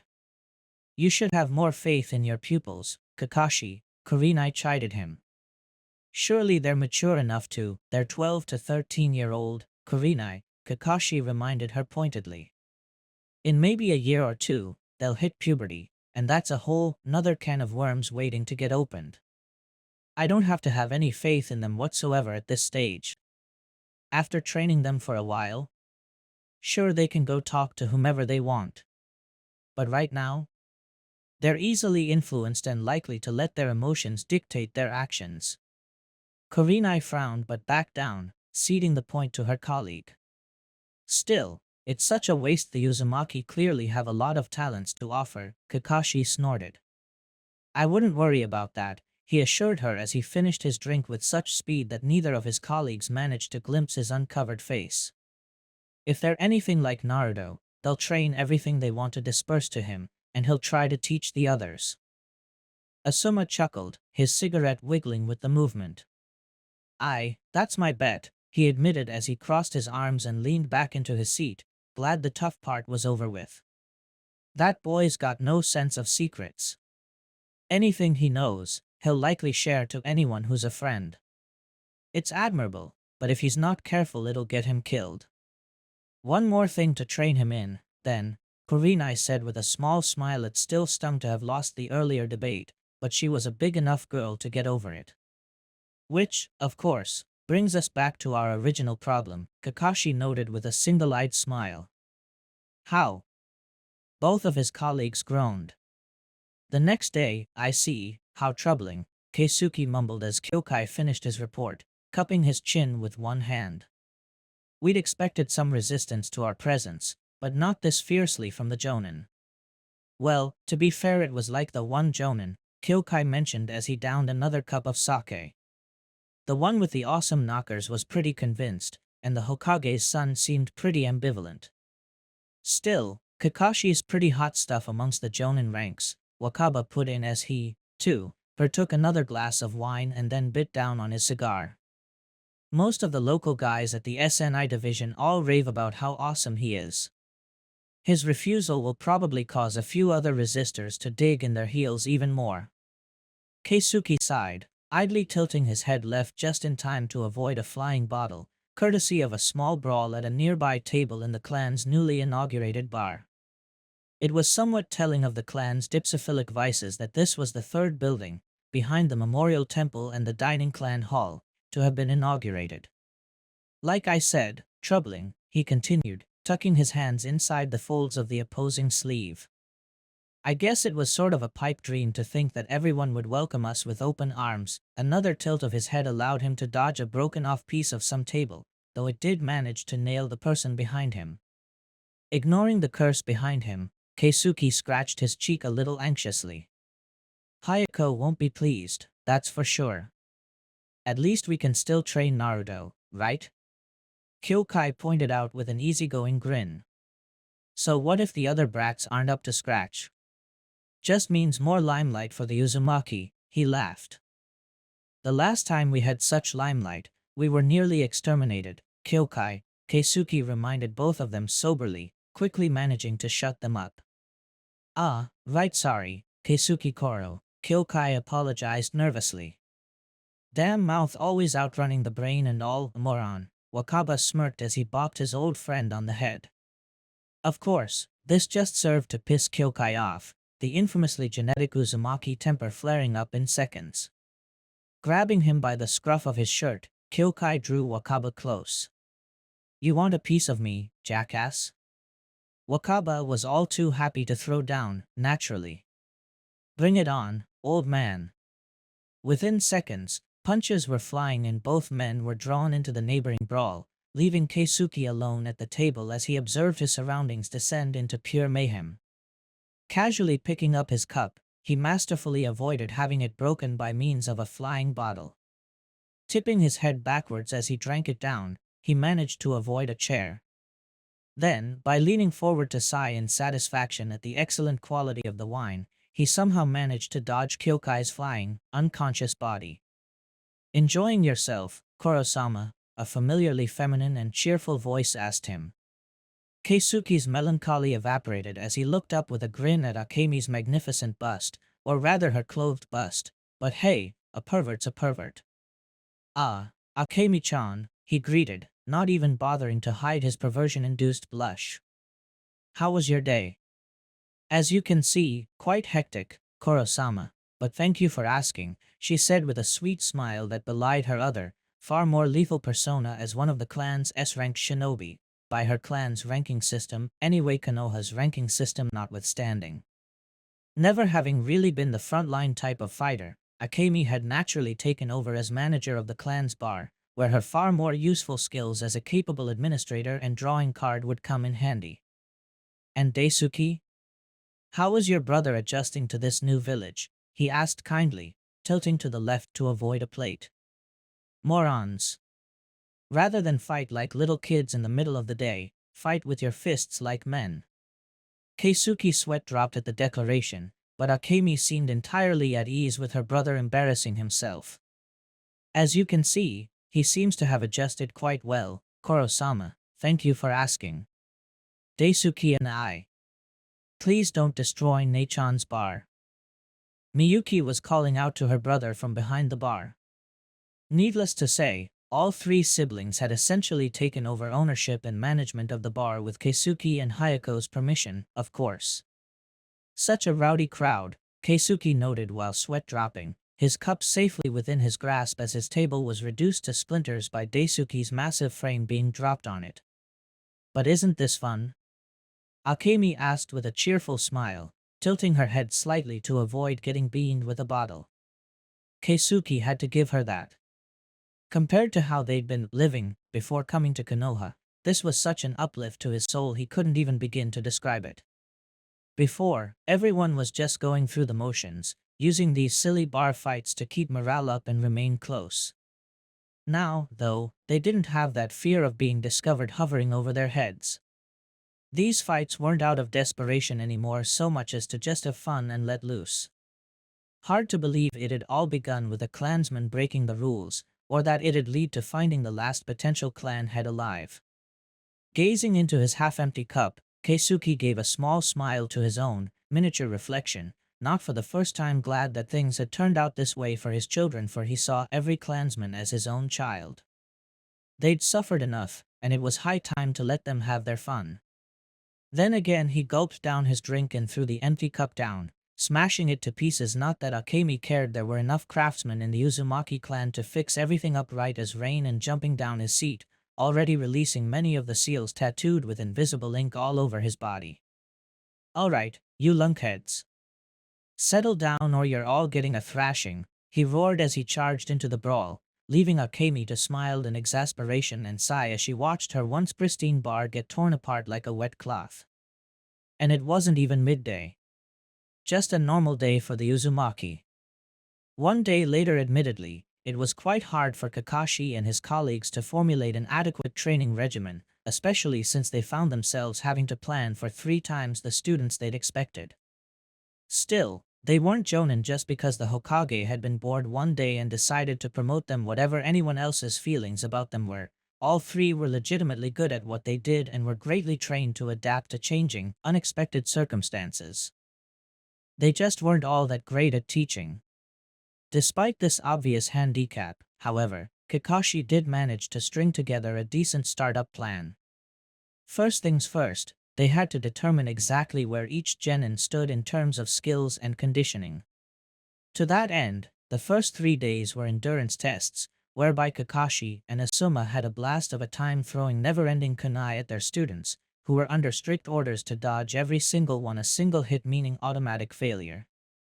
Unfortunately, these results taken down by Kurenai as she observed the genin desperately try to ward off failure as long as possible did not please the jonin kunoichi. At the very bottom were all 3 girls, none of whom lasted more than a few hours of constant dodging, Hinata being the only one to manage going 2 hours before getting hit, which Kurenai ascribed to the harsh training regimens of the Hyuga clan. Ino and Sakura, however, were abysmal in their endurance conditioning, and it painfully showed with their 1.75-hour and 1.5-hour marks, respectively. Okay, so admittedly they were still pretty young, but for a proud woman like Kurenai, having the females and the genin lag behind was unacceptable. Besides, she was sure Anko had performed much better in her own youth. Huh. Getting tired already, asshole? Give up, it's no big deal. I'm sorry, I can't speak moron. Of course, it probably skewed expectations to compare the girls to the pair of genin who were still making Kakashi and Asuma throw blunted kunai their way.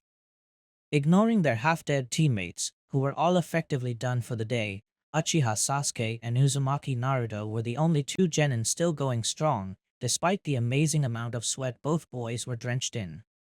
Apparently, once both had realized the other wasn't about to quit an hour into the test, thereby giving them victory by default, they'd begun competing even harder, dodging Kakashi and Asuma's half-hearted throwing tirelessly.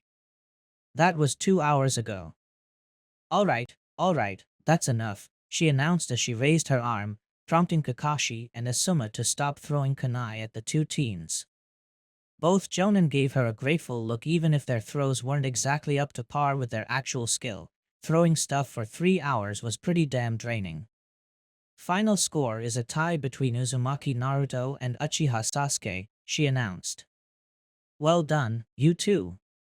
Ha! Naruto exclaimed, only showing signs of tiredness via his slightly more than shallow breathing. That was nothing, he boasted as he smacked a fist into an open palm. Uzumaki's won't go down that easy.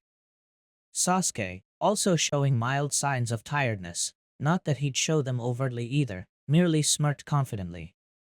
Child's play, he assured the jonin. Kurenai rolled her eyes at both. What were they boasting about? This was simply a mild endurance test. If Kakashi and Asuma had been of a mind to do so, they'd have run the two into the ground in less than 15 minutes. Quite, she acknowledged vaguely before eyeing the rest of the genin. As expected, most of them were still on the ground, trying to get air back into their lungs. Kiba, the runner-up, was the most okay of the group, though both he and Akamaru were panting, the white puppy's fur slicked with his partner's sweat. Following up were Shino, then surprisingly Choji, then Hinata, Ino, Sakura, and unsurprisingly last, Shikamaru, who'd all but given up within 5 minutes, having declared doing any more too troublesome. While she was willing to take his words as a cover-up for his lack of stamina, the glint in Asuma's eye told her that perhaps the boy was being deliberately misleading. Telling the genin to relax while they conferred, the jonin casually made their way out of hearing range, even Kiba and Naruto's preternaturally enhanced hearing, eyeing the genin every once in a while to make sure they were still breathing. It's as we suspected, the Uchiha and Uzumaki kids are the most fit of the group, Asuma noted as he lit up a cigarette. Their dynamic sucks, but they're the most capable in terms of stamina. That rivalry of theirs could be useful, Kakashi pointed out. If we played them off each other, it could strengthen both of them. And possibly cause a team breakdown, Kurenai was quick to note, frowning at Kakashi. Unlike the Cyclopedian Jonin, she wasn't quite ready to sacrifice team unity for the sake of individual growth. We don't need two alphas in one team. If they have to compete, keep it out of official missions. Agreed, Asuma concurred, blowing out smoke. Kakashi frowned, then sighed in defeat. Alright, we'll have to keep their rivalry under close scrutiny to make sure it doesn't bleed into missions, he told his colleagues. Other than those two, thoughts? Observations? The girls are obviously less fit than the boys, with perhaps the exception of Shikamaru, Asuma pointed out. Though I think he's deliberately setting himself up to fail to avoid doing more work. What makes you say that? Kurenai asked, finally voicing her own doubts about the Nara heir. He barely dodged any before you tagged him. Exactly, but those few he did dodge were too skillful, Kakashi explained. He always waited for the last second before moving, economizing his movements. He might not have been flashy like Sasuke and Naruto, but I can assure you, that kid's got skill. Which leaves us the problem of the girls, Asuma digressed, frowning. The Hyuga girls got pretty decent reflexes, but that hesitation of hers is going to cost her. Yamanaka and Haruno are just well, Kurenai agreed with a sigh, though she was privately glad that Hinata had gotten a good, well, fair, observation from Asuma, who'd been at this far longer than she had. They have a lot of work to do to catch up to the rest. Wishing we'd taken up the Uzumaki on their offer, she then asked Kakashi, who frowned. No, it's a lot of work, but I think we can handle it. I say we run them through the usual endurance exercises, see where that goes. Throw in a few combat simulations to round them out with combat practice, and we should be good at least low C ranks in 2 months or so. His companions didn't seem as sure, given what they'd just seen from the genin, but nodded in agreement. 1 week later, OHSHIT. Kaboom! While Kakashi may have been right about the steady rate of progress the genin would go through following his plan, it wasn't nearly as fast as other concerned parties would have wanted. Namely, the Uzumaki. That was close, shrimp. Too close. React faster.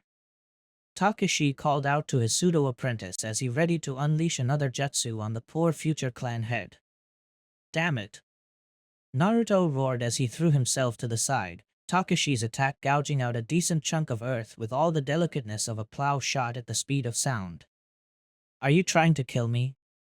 Yes, Takashi answered deadpan before taking a deep breath, looking away from Naruto. Uzumaki Jutsu no Ugi. A chill went down Naruto's spine at that moment. He hadn't ever seen this particular move used before, but it was infamous amongst the clan. Oh crap. Tetsuryu no Ho. He snapped back forward, his cheeks bloated, and was about to fire off his technique when he was suddenly kicked aside in the head. As a result, the chakra destabilized and a miniature explosion engulfed him. Gah!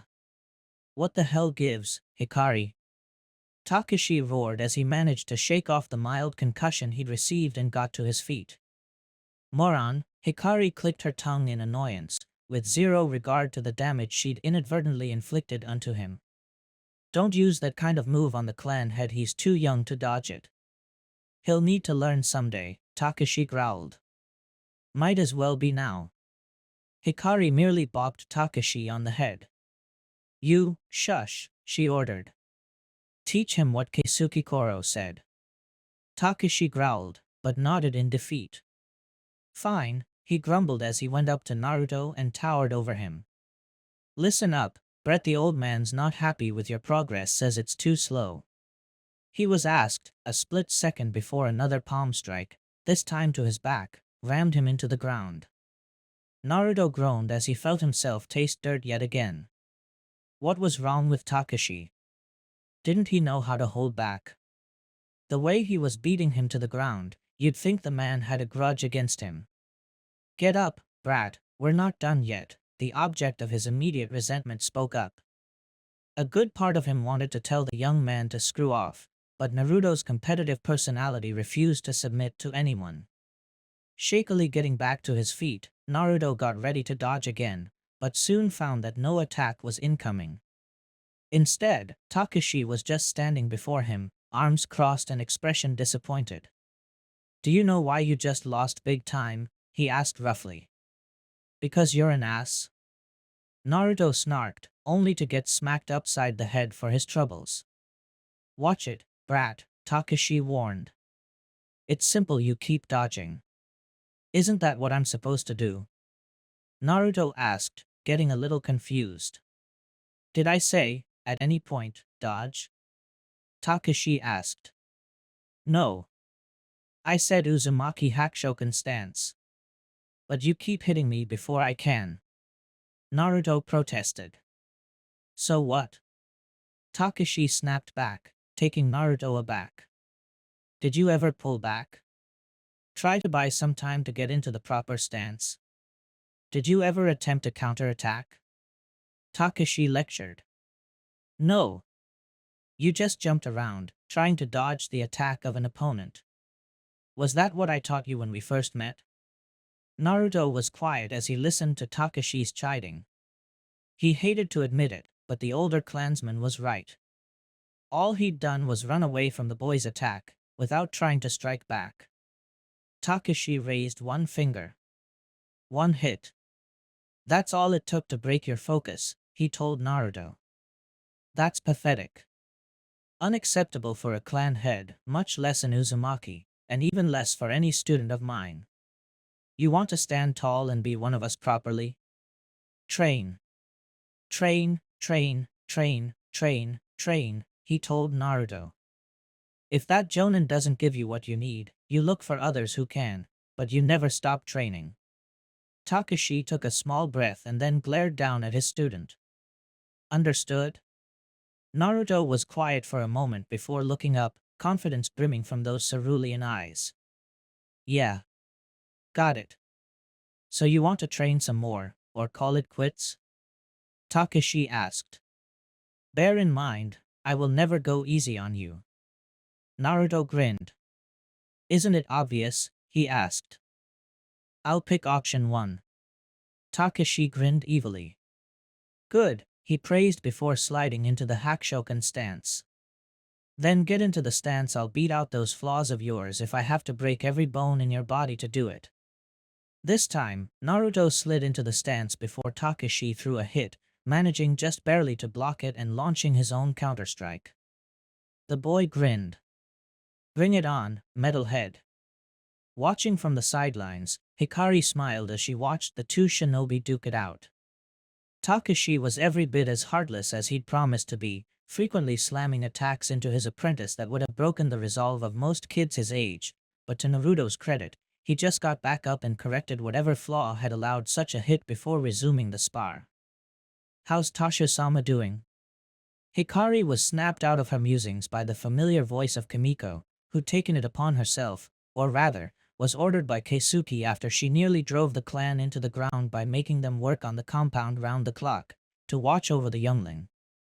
Still, She'd noticed a few clansmen shirking their duties and had asked. Both failed to react when Takashi delivered a downward kick at Naruto, who failed to dodge it in time and so got face-planted into the ground for his mistake. While they couldn't hear what Takashi subsequently yelled at the boy, it was rather easy to deduce. He was half a second late, Kimiko noted. While she was in charge of Naruto's protection, she knew he was in little danger of getting seriously maimed by Takashi. Like most of the clan, Takashi felt very happy at the fact that they were no longer in hiding and wouldn't do something as stupid as seriously hurting the clan head. His reflexes are good, but not great. Konoha genin seemed to be like that in general, though, Hikari allowed. I had Okami keep watch on the initial training session they had with the Jonin. She wasn't impressed. Even then, though, Naruto-sama, she quickly added in the honorific, remembering that Kimiko frowned on those who forgot to show due respect. Managed to tie with the Rookie of the Year. So I guess that initial training we gave him didn't all go to waste. And yet it is not enough for him to tie, Kimiko opined, frowning at the future clan head struggling form as he fought Takashi. He is our clan head, we must raise him to surpass his enemies, not merely match them. Hikari smiled nervously, knowing that Kimiko's pride as an Uzumaki was practically unrivaled. Like her and Natsu, Kimiko's parents were long since dead, but unlike them, she'd clung on to the idea of the clan rather than on her own strength. In a sense, she'd never moved on from the loss of her parents, and so armored her heart by protecting an image she had of the clan. What of the comrades he surrounds himself with? Kimiko asked then. Are they adequate for Naruto-sama? Hikari scratched her cheek anxiously. Will I wonder about that, she stalled. Arioli, if you're not happy with Naruto-sama, I don't think the others would rate that well. Hikari flinched as she heard the unmistakable sound of Kimiko's armored gauntlets curling into a fist. That's unacceptable, the redhead muttered. When's their next training session with the Jonin? Tomorrow, Hikari supplied nervously. The last thing they needed was for Kimiko to end up causing trouble right now, especially since her abilities tended to exact overwhelming collateral damage. But Kimiko-san, Keisuke and Hayako Koro don't want us interfering, rest assured, I will merely be observing, Kimiko told her younger cousin, though the glare on her face didn't lessen. Somehow, Hikari doubted that. She doubted that very much. The next evening, this is unacceptable, Koro-sama. Kimiko was protesting loudly in the dinner hall, slamming her palm down onto the tatami mats, causing them to bend as the force of the impact drove her hand almost into the wooden structure itself. Predictably, nearly all conversation came to a screeching halt as everyone's attention turned to the normally taciturn and serious-minded disciplinarian of the clan. While no one felt brave enough to ask what was going on out loud, that didn't stop the whispers to start up. Before her, Keisuke was shaking his head in disappointment, while Hayako stared her down sternly. At their side, by their invitation at the start of dinner, was Naruto, who'd stumbled out of Saiza and onto his but by the force of Kimiko's angry palm strike. This is not the time for this discussion, Kimiko, Hayako told her sternly. We are in the middle of dining, this audience can wait until tomorrow. With respect, Hayako-sama, it cannot. Kimiko protested. These Jonin the Hokage has assigned to the Tashu Koho's group are sorry excuses for teachers. We should not allow them to sabotage his education any further than they are. Don't you mean, their education? Keisuke corrected her calmly, though he, too, was now staring her down sternly. Humble those emotions, Kimiko, before they consume you and lose you your argument. Why not let her vent, Gramps? Raiden teased mockingly from directly across the room. She's obviously all fired up about this. Raiden, Keisuke started in a warning tone. What? Ain't that what you always tell us? Don't keep things buried deep. Let it all out? Raiden asked with a savage smile. When's the last time any of us have seen Kimiko-chan so passionate about something? I say let her have her say. Unfortunately for Keisuke and Hayako, It seemed that much of the hall's occupants were thinking the same. Still, Keisuke and Hayako knew better than to let them have their way. If whatever had Kimiko this riled up spread, and they had a fair enough idea of what it was, their fellow clansmen could start a feud with the allegedly offending parties. Enough, Keisuke stated firmly, flaring out some of his ki to bring everyone back into line. Predictably, the clansmen froze up, including Naruto, who looked about to keel over. "Did you think the weight of many would force us to concede, Kimiko?" he asked the girl with disappointment. "I thought you more mature than this. Please return to your seat, we shall speak of this later." Naruto watched, a little uncertain, as Kimiko reluctantly got to her feet and shuffled away to her seat near the door to the hall. Silence once again descended on the hall as everyone went back to their meal, but the tension remained as the only sounds heard were the clicking of chopsticks. For his part, Naruto felt a little disconcerted. This was the first time he'd seen his family break their normally festive attitudes and nearly descend into what looked like a heated fight. Not the fights he was used to seeing since they'd arrived, which were all more about having a good time, but an actual, emotionally charged fight. Dinner, as a consequence, was a rather somber and quiet affair for once, as people hesitated to get too rowdy for fear of infringing on what little patience the elders had remaining. Sure, there was a Tashu Koho now, and technically his opinion was the one that really mattered, but with Keisuke and Hayako effectively his regents until he became clan head, and the fact that they were all raised to respect both elders with utmost respect, no one had the guts to act out tonight, not even Natsu or Takashi. Worried about his clansmen, even though he barely knew her, Naruto made towards Kimiko towards the end of dinner, but was quickly stopped by Takashi, who put a restraining grip on his shoulder and shook his head. "Leave her be, she's still pretty pissed," he noted as said enraged clanswoman stalked out of the door, her expression obviously quite angry. But Naruto wanted to protest, quite vocally, but was quickly silenced by Takashi's grip tightening quite painfully.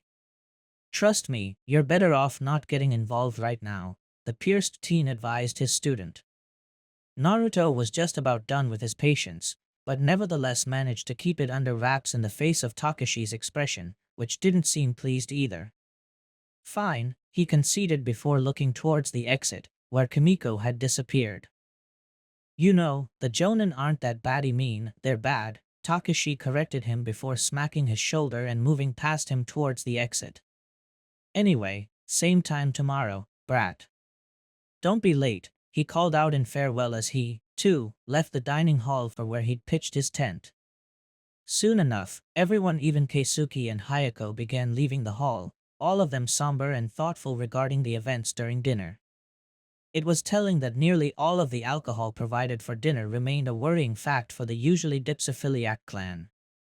Leaving as well before he was left all alone in the hall, Naruto didn't take more than a few steps out towards the grounds when he noticed Ikari leaning against the dining hall's wall, apparently waiting for him. Motioning towards him to follow her, the red-headed, pig-tailed girl led the young clan head candidate towards the training field where Takashi had beaten him to a pulp earlier that day. "Hikari-ne, why are we here?" he complained. "It's way too late for training." Hikari ignored him, preferring instead to look up to the sky, where the stars shone like a wonderful glittering sea. Then, without warning, she collapsed to the ground on her back, startling Naruto. "Hikari-ne," he cried out. I'm fine," she called out to him before he could bull rush towards her. "I just like to see the sky lying on my back," she told him. Naruto wasn't one for such things. In hindsight, that might have been due to the fact that he was usually so concerned with getting as much attention as possible from others that he never paid attention to the finer things in life. "You should try it," Hikari told him before patting the grass above her head. "Here, come on." Naruto stared at his strange cousin for a while before shrugging and slowly lying down on the grass as well, his hair only just touching hers. "I don't get it," he told her bluntly after staring up at the sky for about 30 seconds. Hikari smirked. "Don't think about it. Just look, shut up, and appreciate it." Sighing, Naruto looked up at the starry night sky. What was so special about it? It was just stars and the moon. You know, we haven't always been able to look at this kind of sky, Hikari told him suddenly, her tone softer than he could remember it ever being. What did you mean? Naruto asked, confused. Sometimes, we had to live in caves or underground, Hikari recalled. I was born in a cave. We were running again because one of our clansmen blew his cover on a mission near IWA, she reminisced. So we hid in these caves in the mountains near Kumo. There were so many we were able to hide out for 2 years, long enough for IWA to give up entirely after Kumo began accusing them of spying. Naruto frowned. That's not right, he stated bluntly. Why were you guys afraid of some IWA assholes? He asked. Couldn't you just use your skills to take them out? We were fewer then, Hikari reminded him. My generation brought up the numbers recently, but back in the day, we were maybe just 60, 70 in the cell, she recalled. We were all so scared, Naruto-chan, she said with a sad smile. I can't even begin to count the number of times everyone thought we were done for, every time we had a near miss. My dad died before I was born, and my mom died in childbirth, so I never had them to console me, Naruto started, only to be cut off again by Hikari. But Kimiko's had it worse than anyone, she continued quickly. She knew her parents. She lived with them till she was 4. I can't really remember them, I was so young, but I do somewhat remember Kimiko back then, she told him, smiling nostalgically. She was so bright, so happy. She was everyone's friend. She held Natsu and Takashi in line even back then whenever they got too out of hand. What happened? Naruto asked, his gut telling him he already knew. They died, she confirmed for him. More accurately, they were murdered right before her eyes. All 3 had gone in undercover for a mission, but the target had hired a few veterans of the Uzushio campaign, Hikari informed him. They recognized Kimiko's parents, despite their attempts at concealment, and lured them into a trap. They were killed on the spot and kidnapped Kimiko. 2 days later, the old man and 10 clansmen tracked them down and rescued Kimiko, but not before she was tortured for information. She smiled as she heard Naruto growling. Are you angry? She asked. A thump told her he'd smacked the ground. You're damn right I am. Naruto swore. Who the hell tortures a kid? Our enemies do, Hikari informed him calmly. Anyway, she came back in a pretty bad shape, she recalled. Our healers took a few days just trying to stabilize her. We almost lost her a few times, too, it was so bad. But she's fine now, right? Naruto asked as he rolled over onto his stomach and looked at Hikari's face. The girl's expression went blank. Physically, maybe, she conceded. But she's still hurting emotionally, Naruto-chan. She went through so much pain, had to watch her parents die. It stays with you, and the rage isn't helped by all the hiding and scurrying we had to do to stay alive, she explained. She's angry at the world, Naruto. Not just IWA, or Kumo, or any particular ninja. She's drowning in her own grief, so she protects the idea of the clan above all else as a way of holding on to something worthwhile in life. Naruto blinked. I don't get it. Hikari sighed and gave him a tired smile. She loves the clan, Naruto, but not anyone in it. The idea of the clan is much more powerful in her than that of the well-being of any single person within it. She's so afraid to trust anymore that she's shielded her heart from everyone behind those armors she wears, she explained, pleased when Naruto slowly nodded in understanding. So she protects our image, our clansmen, but not because she cares for us individually, but because it protects the clan. And no one's tried to help Kimiko-ne? Naruto asked, confused. Hikari gave a chuckle devoid of mirth. Oh, we've tried. But she's barred herself from getting attached to anyone. It's practically a hopeless cause. Somehow, those words inflamed something in Naruto's soul. What hopeless? Hadn't he been called hopeless tons of times before, and now lived amongst what was once one of the most powerful clans in history? Hadn't he been called hopeless in school, and now graduated at a decent rank, one of the first of the Konoha Shinobi to undergo the Genin Pool training program? "I'll do it," he declared as he pushed himself off the grass. Hikari almost smiled. "Do what, brat?" she asked in her usual reticent tone, although devoid of any sting. "I'll reach Kimiko," he stated firmly as he stared down at his cousin. "I'll bring her back to the clan." "Believe it," he swore as he extended a fist towards Hikari in a show of confidence. Hikari could almost laugh at how easy it had been to pull this off. Instead, however, she gave him a dubious look. "Right. You'll succeed where others failed," she mocked. "I'll believe it when I see it." "Wanna bet?" Naruto asked with a challenging grin. Hikari raised an eyebrow. "Sure," she agreed before pointing up at him. "If you fail, you'll be my slave until you're 15. Naruto swallowed. Hikari was a taskmaster if there ever was any. "And if I win?" he asked, trying to sound confident. Hikari smiled. "If you win, I'll swear allegiance to you as rightful clan head right there and then." It was an amazing deal, to be honest. As he stood, Naruto was warmly welcomed into the clan as one of their own, but he still had approximately zero standing as a future clan head.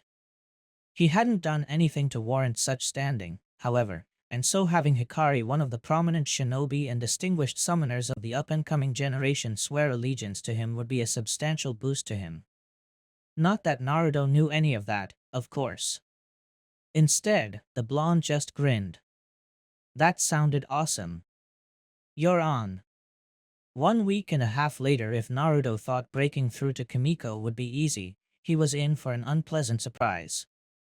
The red-headed disciplinarian was about as approachable as Arctic ice, and the fact that she saw him as weak made it even harder to get her to even acknowledge him as anything other than the future clan head.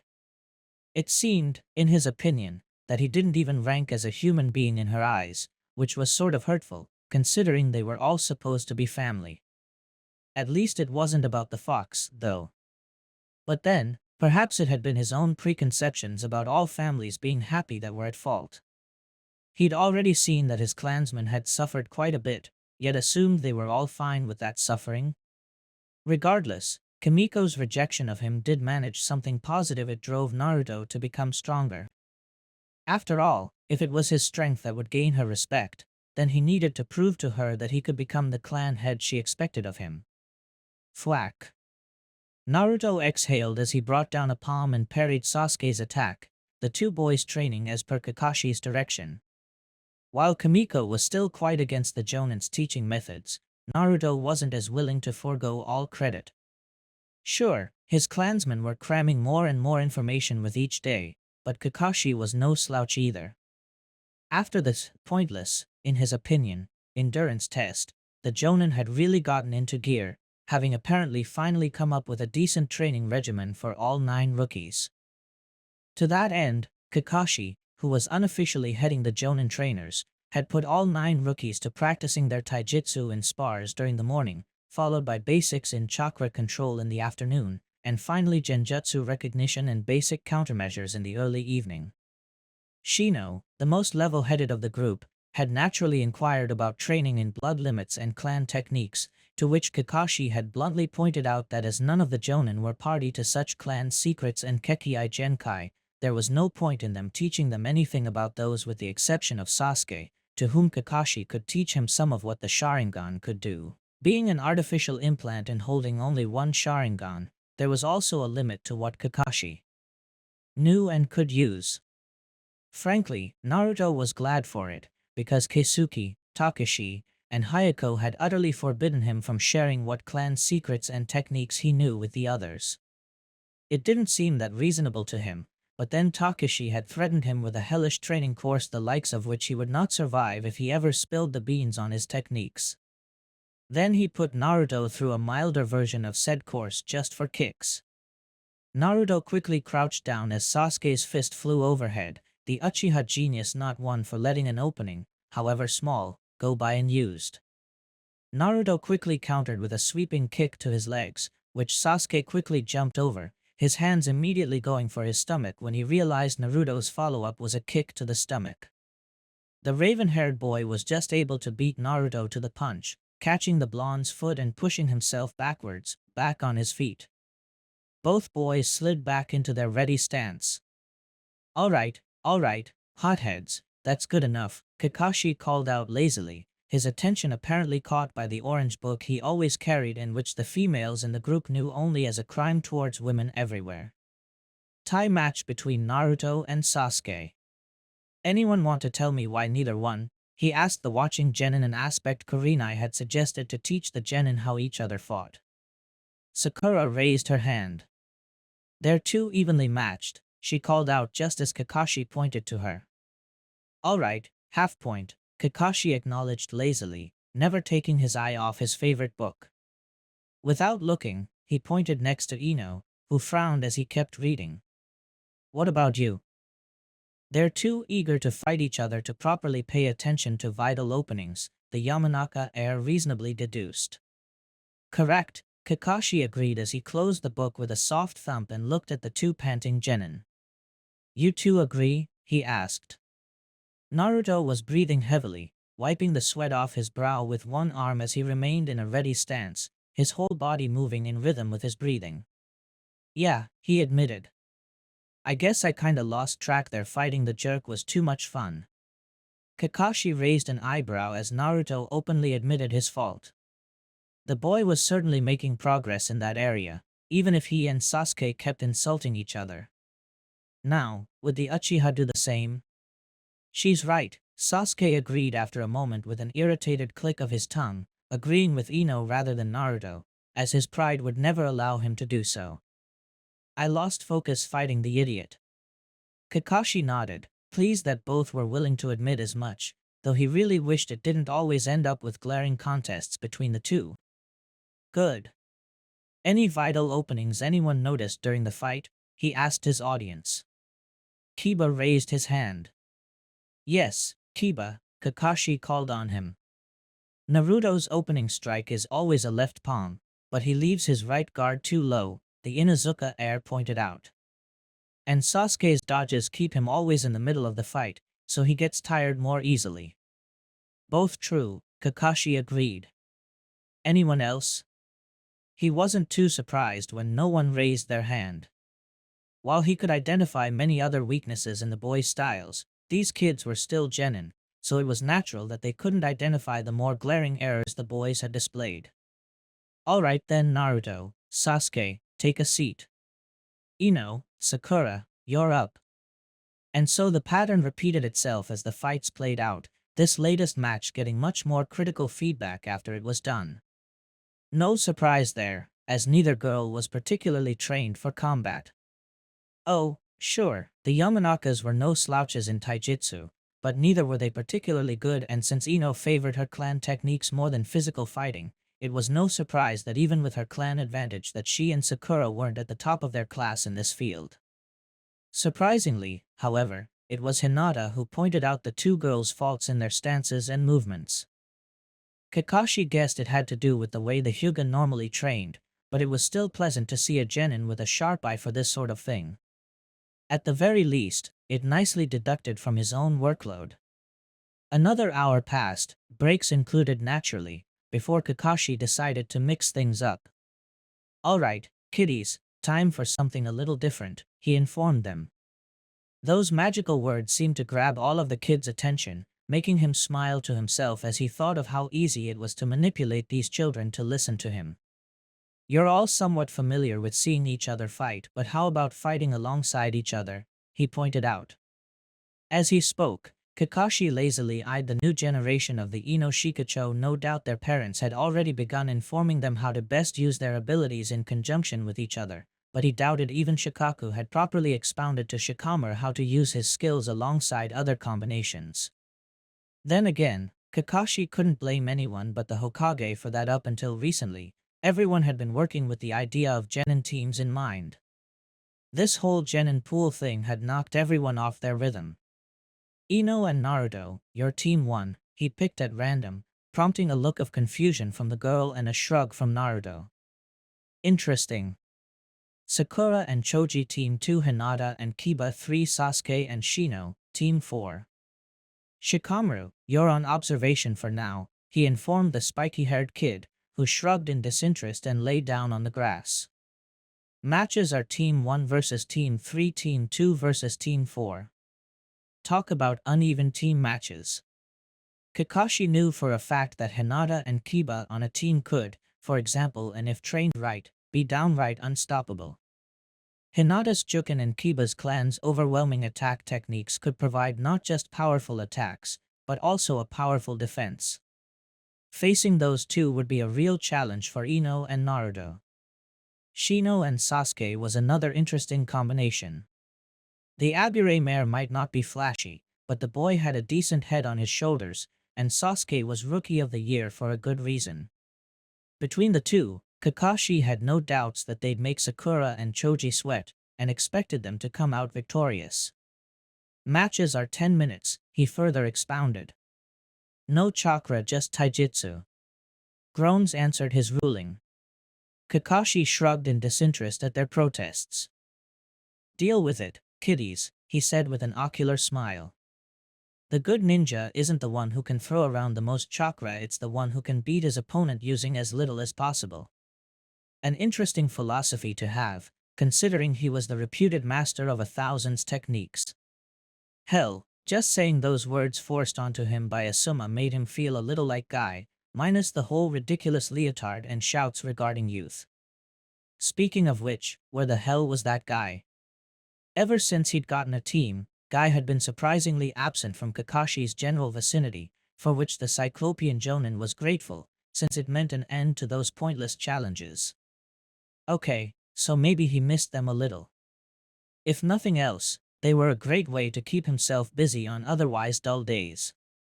Watching as the little munchkins drew together into their teams, Kakashi wondered how this training session would have gone if he'd just had the 3 genin instead of 9 to supervise. Surely, they'd be much further ahead by now, right? Start, he called out as they squared off into their assigned brackets. Oh my, a nice start from Team 4. Sasuke burst forward and spear tackled Choji while Shino distracted Sakura. Odd, though he hadn't noticed the two conferring. Perhaps it was just good group synergy? Moving his attention towards a more even match, Kakashi watched as Ino and Naruto jumped back and back again as Kiba went at them like a dog chasing away challengers in his territory. Those clawed hands of his, in particular, were crazy dangerous, particularly since the Inuzuka promoted sharpening their nails and strengthening their durability until they more accurately resemble claws. Kiba did make one mistake, however. Team 3's going to lose, Shikamaru noted lazily as he continued laying on the ground, looking up at the clouds beside him. Kakashi agreed, but didn't know why the alleged genius thought so too. Oh? Kakashi asked, curious about the boy's assessment. Perhaps this was one way of figuring out if Asuma was bluffing or not regarding the boy's intellect. He left Hinata behind, the Nara heir pointed out before closing his eyes.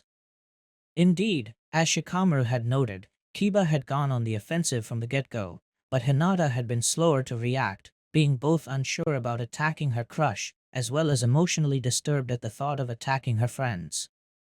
The result was that Kiba was a good 4 meters ahead of her, while she was only just now starting to move.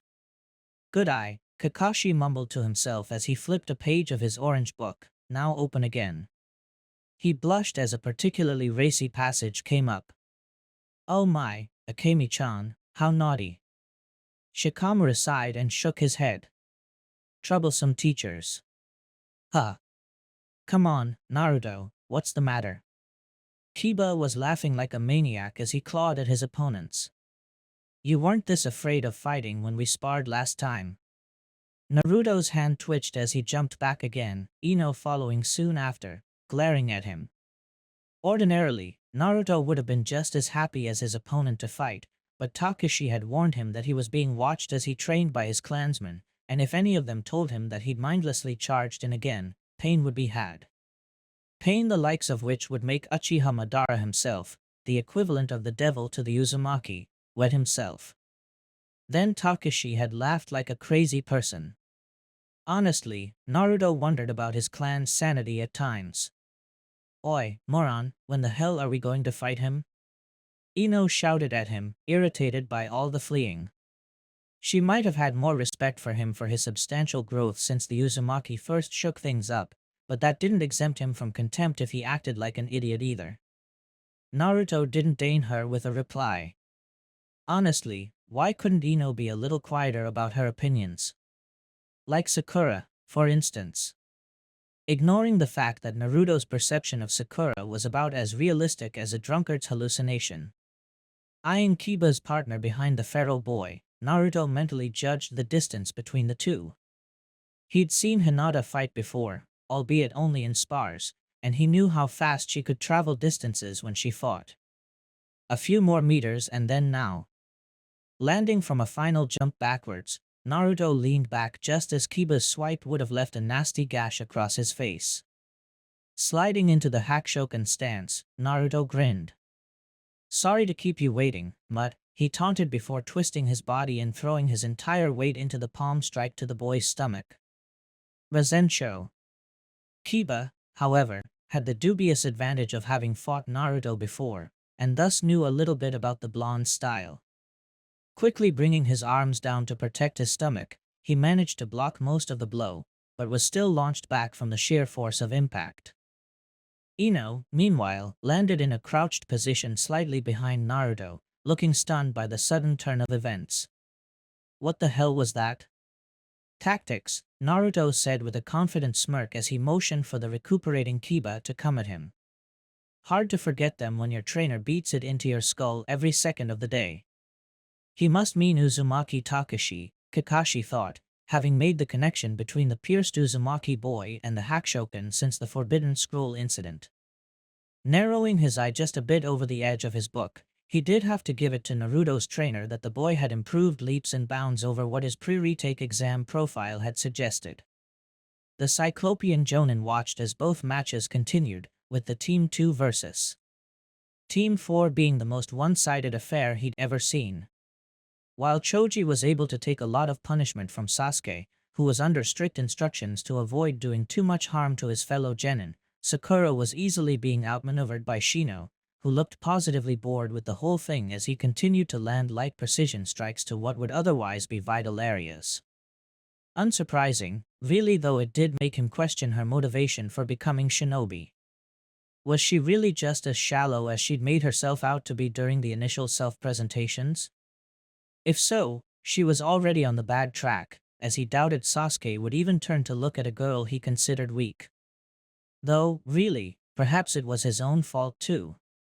Kakashi knew exactly what he was putting the two through when he pitted them against Shino and Sasuke, and he hoped the lesson they garnered from the fight would stick, namely, that they had to shape up or be left in the dust. Sasuke himself represented the upper tier of the genin, while Shino was a decent mid-upper low. The fact that they could so easily toy with the two meant that the gap of skill wasn't a matter of the members of Team 4 being too strong, but that the members of Team 2 were too weak. Hopefully, this would fuel their desire to improve. He knew Asuma had a soft spot for Choji, and really wanted the kid to excel, while Kurenai just wanted Sakura to either shape up as a proper kunoichi, or get out of the program. Kakashi himself had no real attachment to either, really, though he supposed he did see a little of Rin in the pink-haired girl. Just a little, though. The sound of someone coming up behind him caught his attention then. How are they coming along? That was Asuma. He'd recognize that stink of tobacco anywhere. And how come Mr. Nara here isn't practicing, and there's Kurenai? From hearing her, you'd swear Kakashi was neglectful or something. Uneven teams, Kakashi answered simply, flipping another page. And they're doing just fine. Have a look. As they did, Kakashi realized that the time must have been approaching noon. That meant a lunch break for the kiddies, then training with Asuma.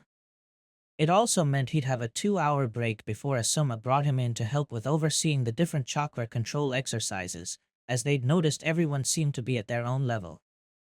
Then, of course, he had to play dummy as Kurenai used him to showcase the different effects of genjutsu. That was always fun. Kakashi sighed. Man, maybe he should have just stuck with ANBU work. Training Field 40, 1 week later. Oh man, did you guys see that fight? It was totally awesome. Ino sighed as she listened to Naruto rave about their recent fight against Hinata and Kiba again. Having finished their morning training, the group had once again decided to spend lunch together, but since Naruto had obstinately decided they should have ramen, and Ichiraku's was far too small for all 9 to comfortably eat, they'd bought their food and come to their next training field for an impromptu picnic. During which, of course, Naruto started gloating about beating Kiba. Again. Well, to be fair, their score was like 25 wins, 25 losses each. Not one to be outdone, Kiba had taken to asking his clansmen for tips and training during his off hours, all to just compete with Naruto. Sasuke, too, seemed somewhat interested in the small competition, and so often trounced them both to remind them he was still on top. For the third time, Naruto, we get it. Sakura snapped at him as she broke apart her chopsticks. Unlike the others, she and Choji were in the worst shape of all, having undergone a completely one-sided fight in which it became abundantly clear how low she ranked. Choji, at least, had held his own enough for Asuma to compliment him. Even so, both had numerous scratches and small bandages on them to prove their ordeal. Yeah, it was a good fight. Kiba agreed with a competitive grin. But next time's going to be my win, Naruto. Just wait and see. Bring it, mutt. Naruto shot back with the same grin. Keep barking, you're both without bite, Sasuke commented neutrally as he ate. While Kiba and Naruto both glared at him and challenged him to another fight without malice, of course the others couldn't help but see this whole thing as a king telling his dogs to settle down. Monsant, you guys tone it down. How's a guy supposed to nap? Shikamaru complained as he, as usual, lay on the grass, eyes closed and hands behind his head as a pillow. So troublesome. Ino glared at him and just leaned in with an evil smirk. Second exam, she whispered, causing Shikamaru to twitch violently. Next to her, Choji chuckled as he ate his second bowl. The Nara heir glared at her and sat up. Damn it, woman, now I can't rest. Serves you right. Ino shot back as she poked him in the chest with a chopstick. You didn't even fight this time around either. Uneven teams. That's just an excuse. Shino and Hinata, the two quiet ones of the group, merely watched as the spontaneous picnic showcased the various quirks of the group in companionable silence. Shino's ramen somehow disappearing without him having even touched the bowl. Everyone suspected his bugs had done the feeding there, and Hinata eating with the proper manners expected of a clan heiress. Lunch continued much in this fashion as the group continued ribbing each other and swapping stories, though Sasuke, naturally, remained somewhat aloof in this by contributing only via grunts or sarcastic comments that were purposely made to incite Kiba and Naruto to challenge him to another fight, which everyone knew would result in a win in Sasuke's favor at this point. I'm not kidding, either. Naruto said as he acted out the dance Keisuke and Hiroki had done during his welcoming party. His fellow genin were, of course, laughing quite hard at the scene. They were both totally hammered, and then cousin Akemi joins in just for kicks. It was hilarious. Even Sasuke had cracked a small smile as Naruto recounted the crazy antics of his clan.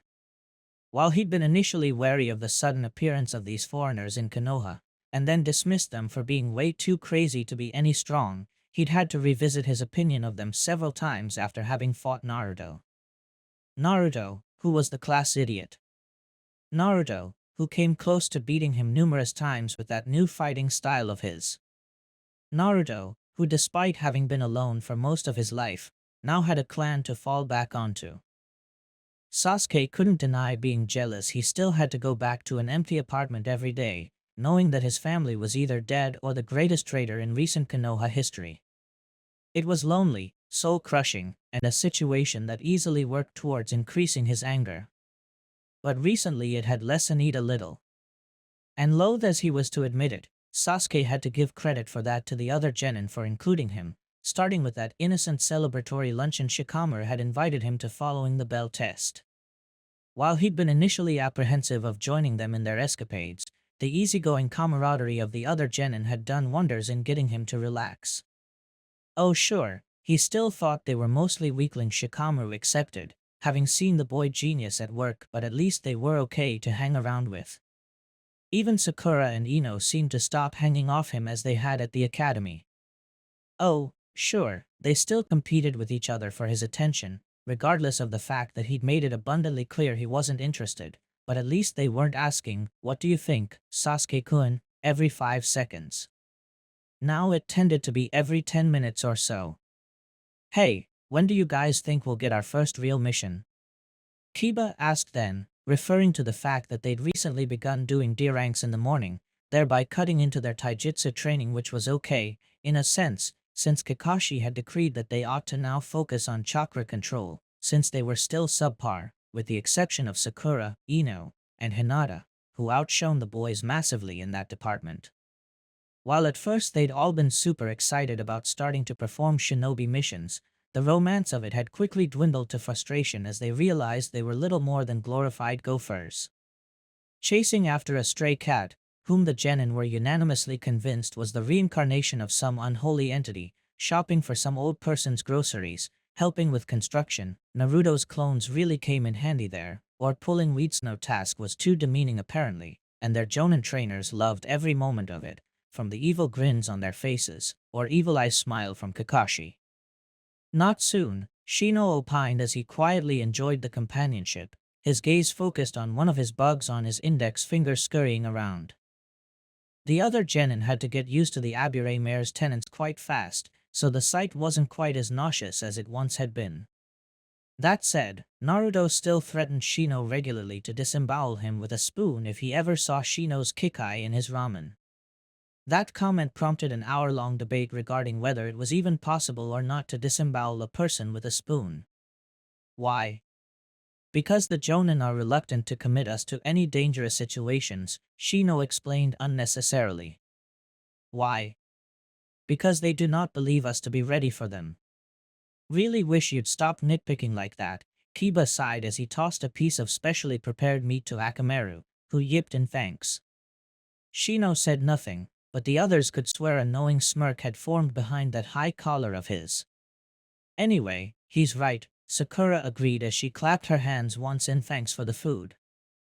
I heard most teams don't get C ranks until like their 4th, 5th month. What? That's totally crap, though. I mean, look at us, we rock. Naruto complained. Didn't Asuma say he was impressed with how much we were growing? Asuma-sensei, Ino corrected him with a frustrated sigh. Trust Naruto to forget to include the proper honorifics. Heck, he never used them with the other genin, except maybe for the girls, to whom he all added, Chan. Who cares? It's not like he's here, Naruto said with a shrug. And you know I'm right. We could totally do a C rank. Moron, Shikamaru shot him down. C ranks are the first types of missions we get where we leave the village. It's dangerous to send rookies like us out in the field this early on. I think the Jonin are right, let's leave the C ranks till later. Sakura snorted. You just don't want to work harder. Shikamaru neither denied nor confirmed that. Instead, he just rolled on his side. Troublesome. I don't think we're ready either, Choji spoke up then as he finished another gulp of ramen. I mean, what if the people we fight in the C ranks are really scary and strong? We're not really there yet, Kiba laughed as he slung an arm around the heavy boy's shoulders. Man, don't worry about it. I'm with Naruto on this one. Yet another mindless boy who forgot honorifics. We've been practicing our asses off in team combat for a week now. We should be fine. Ino rolled her eyes. Trust the two fighting junkies to agree on this. Turning to her left, she smiled at Hinata, who'd remained quiet all this time. What do you think, Hinata-chan? The shy girl blushed as the spotlight was cast on her, prompting her to poke her index fingers together. I, she stumbled over the words. I think the Jonin sensei will tell us when we're ready, man. You too, Hinata-chan, Naruto complained. The shy girl blushed even harder, suddenly stammering out apologies no one heard as Naruto got to his feet, turned to Kiba, and melodramatically wailed, "Kiba, we're being outnumbered. What shall we do?" Understanding where the blonde was going with this, Kiba jumped to his feet, causing Akamaru to yip in protest as he was suddenly launched out of his master's lap, and melodramatically put a hand to his forehead in a sign of faint-headedness. "I feel faint amongst all this negativity. Naruto, hold me." The two boys then proceeded to give each other a wailing, commiserating hug for all of 2 seconds before bursting out laughing, the other genin chuckling at their antics or just rolling their eyes, or blushing, in the case of Hinata. "Morons," Sasuke commented idly as he finished up his ramen. That reminded Naruto. "Oh yeah, what do you think about this, jerk?" he asked Sasuke. "Oh come on, I'm sure Sasuke agrees it's far too dangerous to." Sakura had begun defending Sasuke, only to see the Uchiha slowly turn his head to avoid eye contact. "Sasuke?" There was a moment of silence as Sasuke refused to make eye contact, after which Kiba and Naruto burst out laughing. "He's one of us," they chanted as they made an impromptu dance around the surly boy. "Knock it off, you idiots," Sasuke grouched. "Oi!" The genin stopped as they heard someone calling out to them. Looking towards the field's entrance, they saw Asuma and Kakashi waving at them as they approached. "Good to see you're all excitable, but lunch is over," Asuma told them with an easygoing smile. "Ready for afternoon practice?" Naruto returned home exhausted that evening. So much so that one look at him had Takashi giving him the night off, saying he'd be worthless if he still tried to train. Of course, the pierced teen had then promised him twice the training for the next day, something Naruto was having trouble in deciding whether he was looking forward to it or dreading it. Regardless, Naruto trudged back to his house, the fourth structure built, waving to relatives as he was greeted down the earthen road. It wasn't a particularly big house, certainly nothing like what the Hyuga were alleged to have, but it was still bigger than the homes of the other shinobi of the Uzumaki clan, on account of his status as clan head in training. At first, he hadn't wanted it, both because his humility rejected such an obvious show of superiority, and because living alone again would feel too much like he was back at the apartment on his own. After a few nights, however, he'd realized that the second part wasn't quite true, as he got to wake up in an area full of positive-minded clansmen who greeted him and, in the case of a certain pink-haired wonder and his cousins, crashed at his place often.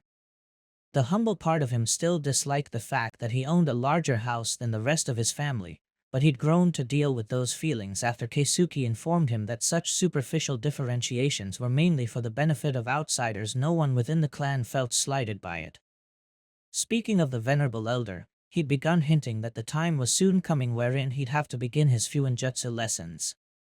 At first, the very idea repelled Naruto, seeing as how he imagined it to be mainly sitting about and studying, and he was partly right, but after having Keisuke point out that both he and Maki had shown him the practical uses of sealing, Naruto had agreed, figuring it'd be, at the very least, an awesome way of catching Kiba and Sasuke off guard in one of their spars.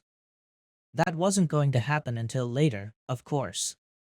Keisuke had made it abundantly clear that Fuinjutsu required discipline and restraint, and so it wouldn't be until Naruto showed Ida that his tutoring would begin. Waving hello to one last clansman as he entered his house, he yelped in surprise as he saw someone waiting for him inside, clad in a kimono that hugged at all the right places. "Kimiko. Kimiko-ne." Naruto greeted in surprise. "What gives? You nearly gave me a heart attack." Kimiko frowned. "I've been observing you and your friends, Naruto-sama," she informed him with a disappointed look. "You have made little progress over these past few weeks." Naruto goggled at her. "Little progress?" Kakashi, Asuma, and Kurenai were all quite congratulatory towards the genin's efforts. "What?" he asked, certain he'd misheard. With a flash, however, he was soon on the ground, a blade placed to his neck. Looking up, he saw Kimiko's face inches away from his own, a fierce glare boring into him. You're still weak, she informed him, her free arm pressing down onto his chest and the glare in her eyes fierce, obviously struggling to keep her anger in check.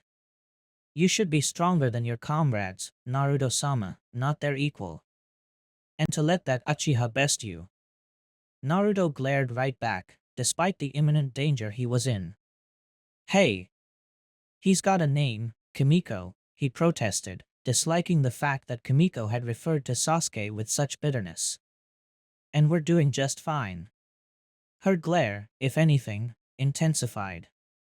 How could you become clan head, when you can't even protect yourself from an intruder? She demanded. In your own home? Okay, so she had a point there, but what was he supposed to do, outperform her by age 13? That was laughable in itself. She was perhaps the fourth most powerful person in the clan.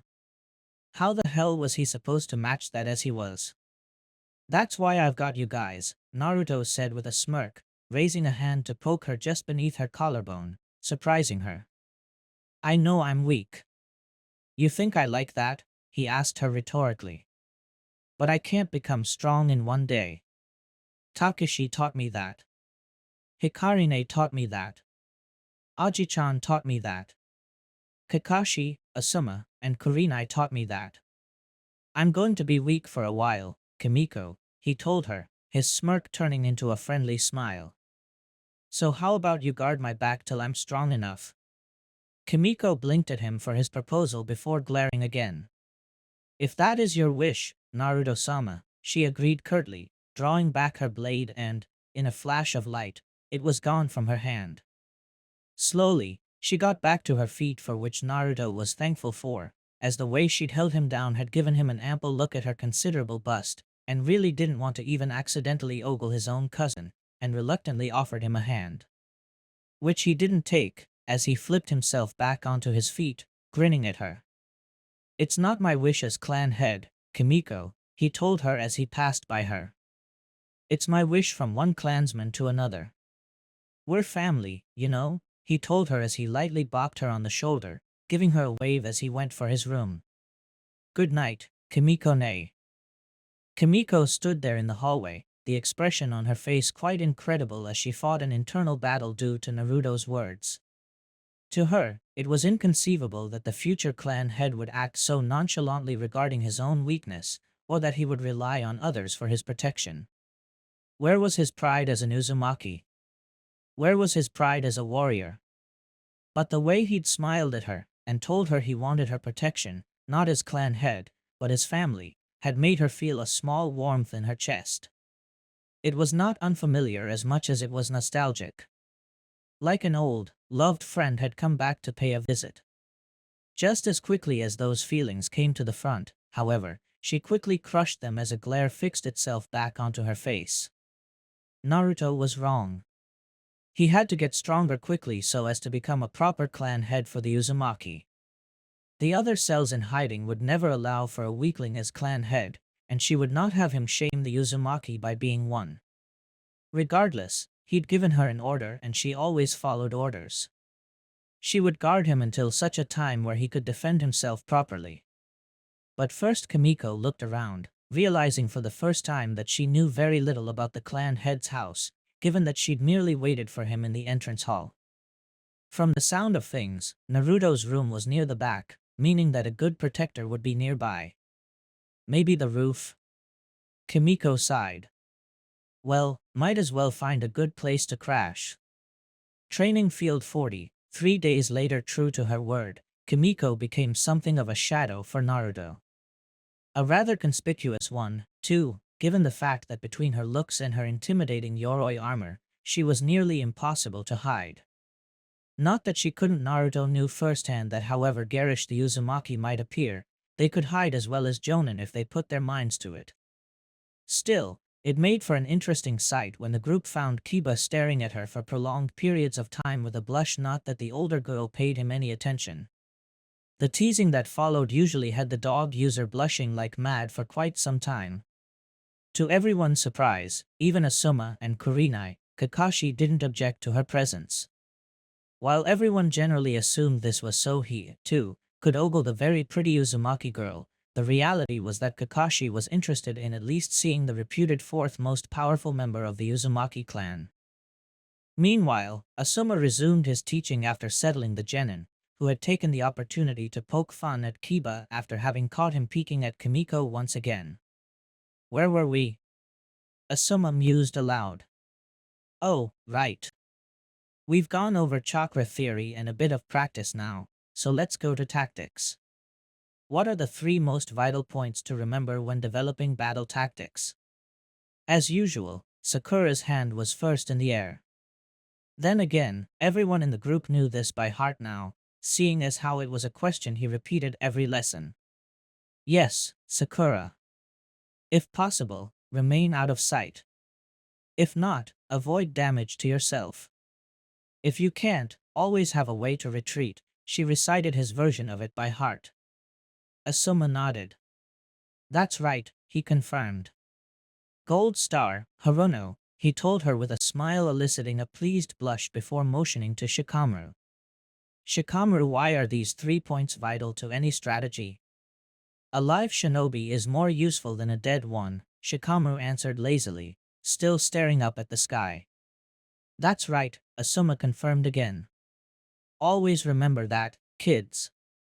It's all nice and heroic when you hear about shinobi sacrificing themselves, but in reality the people you work with will want you alive more than dead, so always keep that in mind when making up strategy, he told them. What if casualties are impossible to prevent? Sasuke asked calmly with a frown. Asuma pondered that one for a moment as he took a drag from his cigarette, enjoying the pleasant breeze in the wooded area of the field. Then you plan to bring that number down as much as possible, he told the Uchiha survivor. Not gonna lie to you kids, this isn't an easy job to have, and odds are you'll see plenty of people die if you live long enough. Sasuke accepted, of course, since he'd already seen enough people die for a lifetime. And of course, you'll all remember the mantra we taught you, right? He asked. Treat all enemy shinobi as though they were S-rank, the group recited dutifully. Honestly, sometimes these sessions seemed more like a kid's class at pre-academy than genin training. Exactly, Asuma confirmed with a nod. The reason for that, as I've already explained, is quite simple: never underestimate your opponent. If he looks weak, he might be faking it. If he looks strong, he might really be a coward. This is not, however, a license for cowardice in the face of the unknown, but rather a piece of advice to be cautious and wise at all given moments. You may know you're arbitrarily stronger than your opponent, you can even know his weaknesses, but a good shinobi will still defeat the enemy quickly because it is his duty, not to prove a point, he instructed them.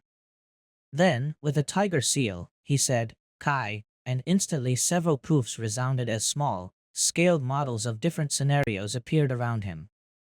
Split up into teams of 3, the initial makeup will be up to you, he informed them. And take a model scenario for your team. You will find a note underneath detailing the enemy you would face in such a scenario, and are to create an appropriate strategy to fulfill the victory conditions detailed within the note, or simply avoid the defeat conditions. Every 10 minutes, or earlier if everyone's done, we'll review what you've come up with and then split up in different teams for another round, this one random. It was another usual exercise, and so there was little hesitation as the groups formed up. Naruto quickly went for Shikamaru, who avoided him like the plague and instead latched onto Choji, who got picked by Sakura, the two having formed a rapport following their initial team beatdown by Shino and Sasuke. Faced with the lack of the brilliant strategist, Shikamaru's teams nearly always got top marks. Naruto picked Ino, who seemed a little miffed at being second choice and at having missed her opportunity to team up with Sasuke, who picked Shino and Kiba. Faced with being the last picked, Hinata shyly approached Ino and Naruto, who welcomed her with a smile. Let's do our best, guys. Naruto whooped confidently. A little saddened at being left last, Hinata nonetheless nodded shyly, while Ino grinned. Yeah. Kimiko was not pleased with what she saw. While she conceded that Naruto was being affable towards his comrades, she still couldn't understand why he associated with the weaker members of his group. Certainly the blonde girl had some skill, but the dark-haired one was critically lacking in self-confidence and impetus. More importantly, why wasn't Naruto protesting these arrangements? Leaning against a nearby tree, she watched patiently as Naruto and his team worked at their model, confounding her. Why were they studying using models? Why not simulate the battle itself with higher-ranking shinobi? How would Naruto get stronger from playing with toys? You seem frustrated. To her credit, Kimiko didn't flinch as the one called Kakashi appeared on a branch above her. "Wanna talk about it?" he asked half-assed. Kimiko glared up at him. No, well, that was a lie. To be honest, she would have loved to chew him out about his inadequacies as a teacher, but Keisuke had forbidden all Uzumaki from doing any such thing, urging them all to understand that Konoha had its own way of doing things. "That's a lie," he noted lazily as he watched the genin work on their models. "Your clan thinks I'm wasting the kids' time, don't they?" he asked perceptively. Whatever his faults may be, Kakashi was nothing if not sharp. "Are you?" Kimiko asked acidly. "Can't say I understand the way Yuzashio did things, or how you do things, but Konoha's not about throwing kids to the wild and learning on instinct," Kakashi noted. "Your clan may be stronger for it individually, but you still felt weak enough to hide from the world." "We were hunted by 3 of the major villages," Kimiko pointed out through gritted teeth as her temper began to flare. How dare this man speak so diffidently of her clan's suffering? "Yet you never joined any of the 2 remaining ones," Kakashi noted casually, stopping her dead in her tracks. "I'll be blunt, I don't like the fact that you've messed with some pretty deeply rooted traditions here. I grew up in the old system and I liked it, but I'm a shinobi of Konoha first and foremost, so if the Sandaime says jump, I jump." "How obedient of you," Kimiko snarked. "Just like a good dog." "A jumping dog reaches the throat of an unkind master much more easily," Kakashi said simply, again leaving her without a response. "Like I was saying, however, I'm a loyal man of Konoha, so if the Sandaime wants me to work with your genin pool and the new academy exam, that's fine," he told her. "Just remember that this is Konoha, not Yuzashio." Kimiko refused to answer, and he promptly disappeared in a whirl of leaves. 2 days later Naruto was stretching out, yawning, as the genin met up for taijutsu practice once again.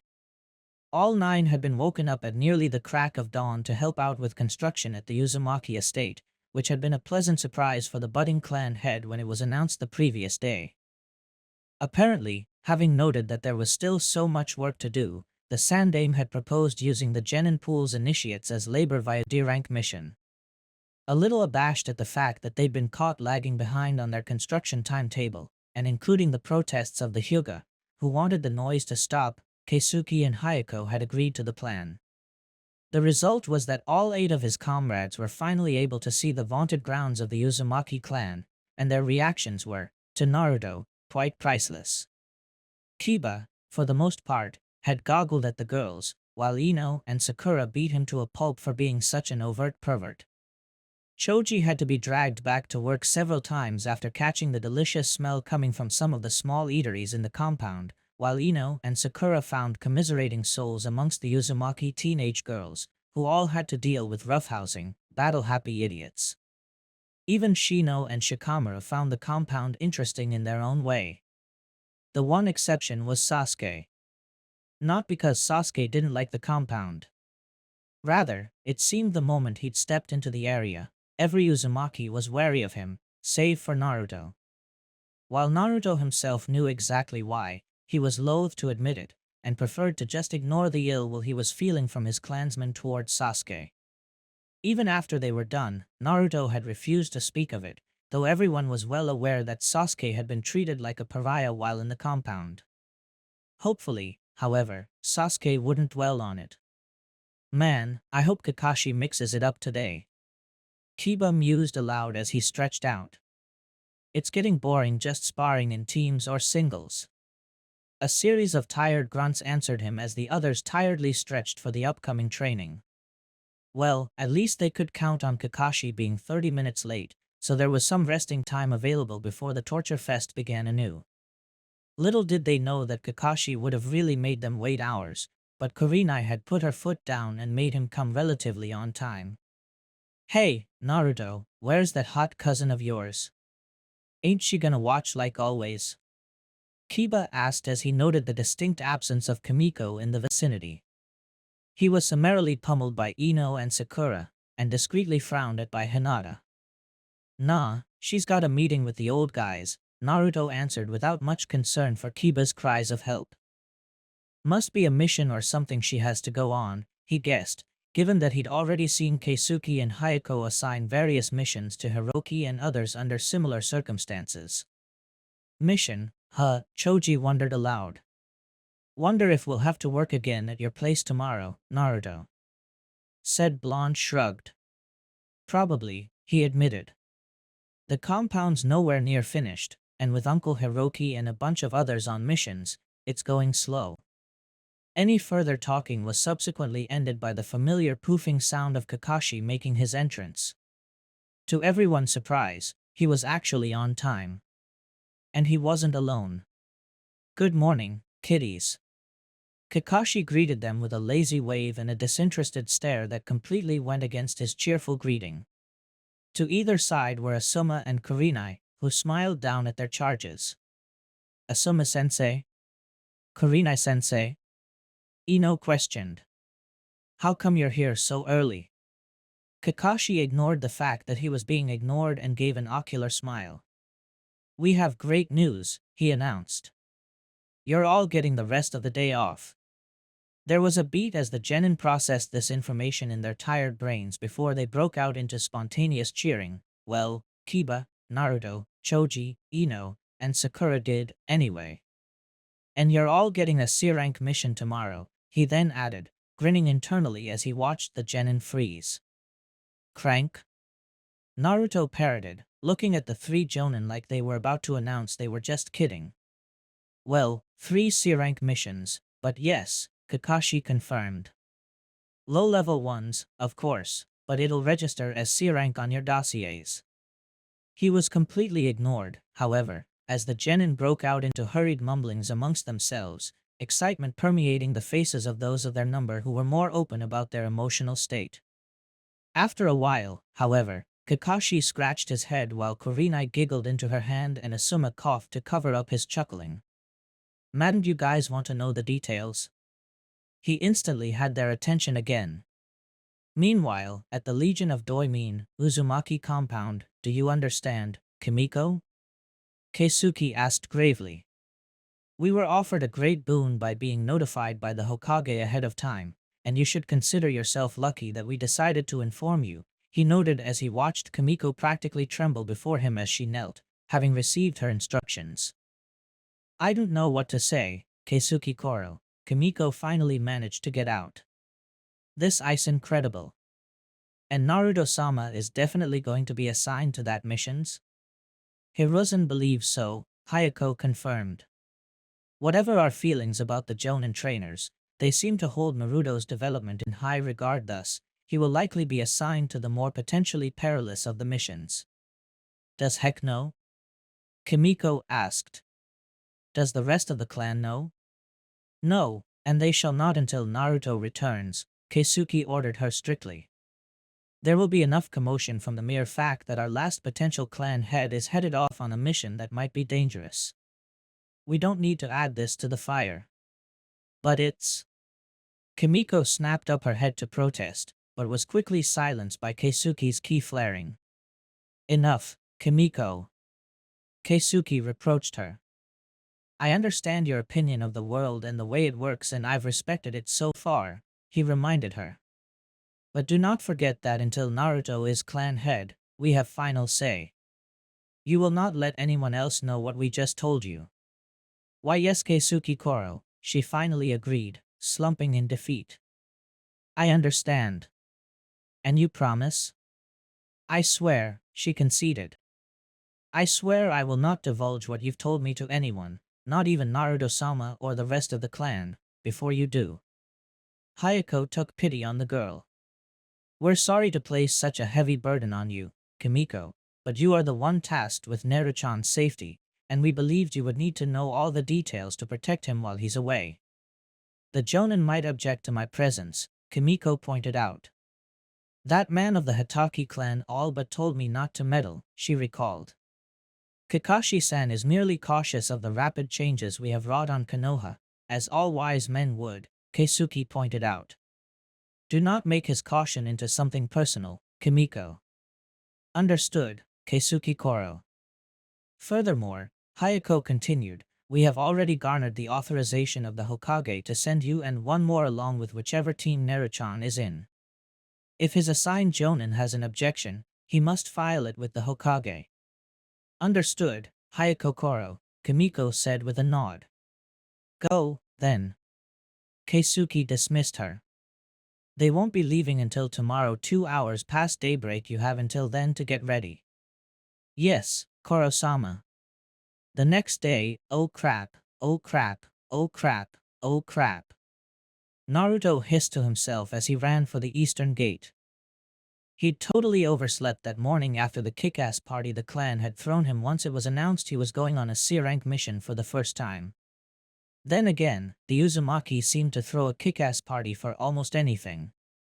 He could still remember the party they threw because one clansman had recovered after spraining his ankle. Anyway, at least the streets were relatively empty as people began waking up. Active duty shinobi were up since daybreak, mostly, allowing him to sprint relatively obstruction-free towards the gate. Along the way, he noticed a few people glaring at him, but most seemed to regard him with indifference now. Was it because of the clan? Well, he didn't exactly have time to ponder that, as he was still quite freaking late for the mission. Breaking into a dead sprint as he saw the gate up ahead, he saw the others in his team waiting for him, alongside a towering old man in a straw hat and working clothes, and waved at them, shouting, "Oh, I'm here." Smiling to himself, he saw Hinata and Kiba wave back, while Kakashi merely looked up at him, then back down at his book. When the team had been decided the previous day, Kakashi had explained that they'd been divided into the most effective teams they could. The reasoning behind his team had been that while Kiba and he were heavy hitters, Hinata's superior tactical sense compared to Kiba and Naruto, anyway her ability to use the Byakugan, and good enough taijutsu skills would allow her to scout out and coordinate a solid defense in the event of bandits. Considering the other jobs had been a simple capture and interrogation of a minor bandit and wildlife hunting, her bloodline was considered overkill and better suited to bodyguard duty. Sasuke had been considered for this mission, but given that Naruto was best suited for this mission with his ability to spawn nigh unlimited reinforcements and the fact that another team needed a leader-like person in charge, he was placed in charge of the capture and interrogation mission. The client, Tazuna, however, did not look very impressed with his escort. As he got close, he tried to slow down, but found himself tripping. The result was he was about to get a face full of dirt before he was suddenly jerked back up onto his feet. Looking up, he saw that Kakashi was unpleasantly surprised. Hinata had brought up her hands to hide her shock, and Kiba and Tazuna were practically drooling. That could mean one thing, especially given her actions at last night's party. "Easy there, brat," Hikari told him with a grin as someone else put him down. "Too early in the mission to get injured like that." "A clan head must be dignified, Naruto-sama," Kimiko concurred as she put him down. Both were wearing surprisingly casual clothing and Hikari was even missing her giant scroll. "Kimiko?" "Hikari-ne?" he squawked as he took a few steps back in surprise. "What the hell are you two doing here?" he asked. Hikari bopped him on the head playfully. "You didn't think we'd just let our clan head out of our sight that easy, did ya?" she asked. Kimiko merely bowed her head slightly in greeting to the others. "We are your escort, Naruto-sama." Kakashi sighed. He'd had a feeling. And if they were here, that meant the Hokage probably knew. So much for a peaceful trip. Thanks for watching. Like, subscribe, and share. Want early audio-only versions? Join me on Patreon, link in description. I'm Fox Sage, see you next time.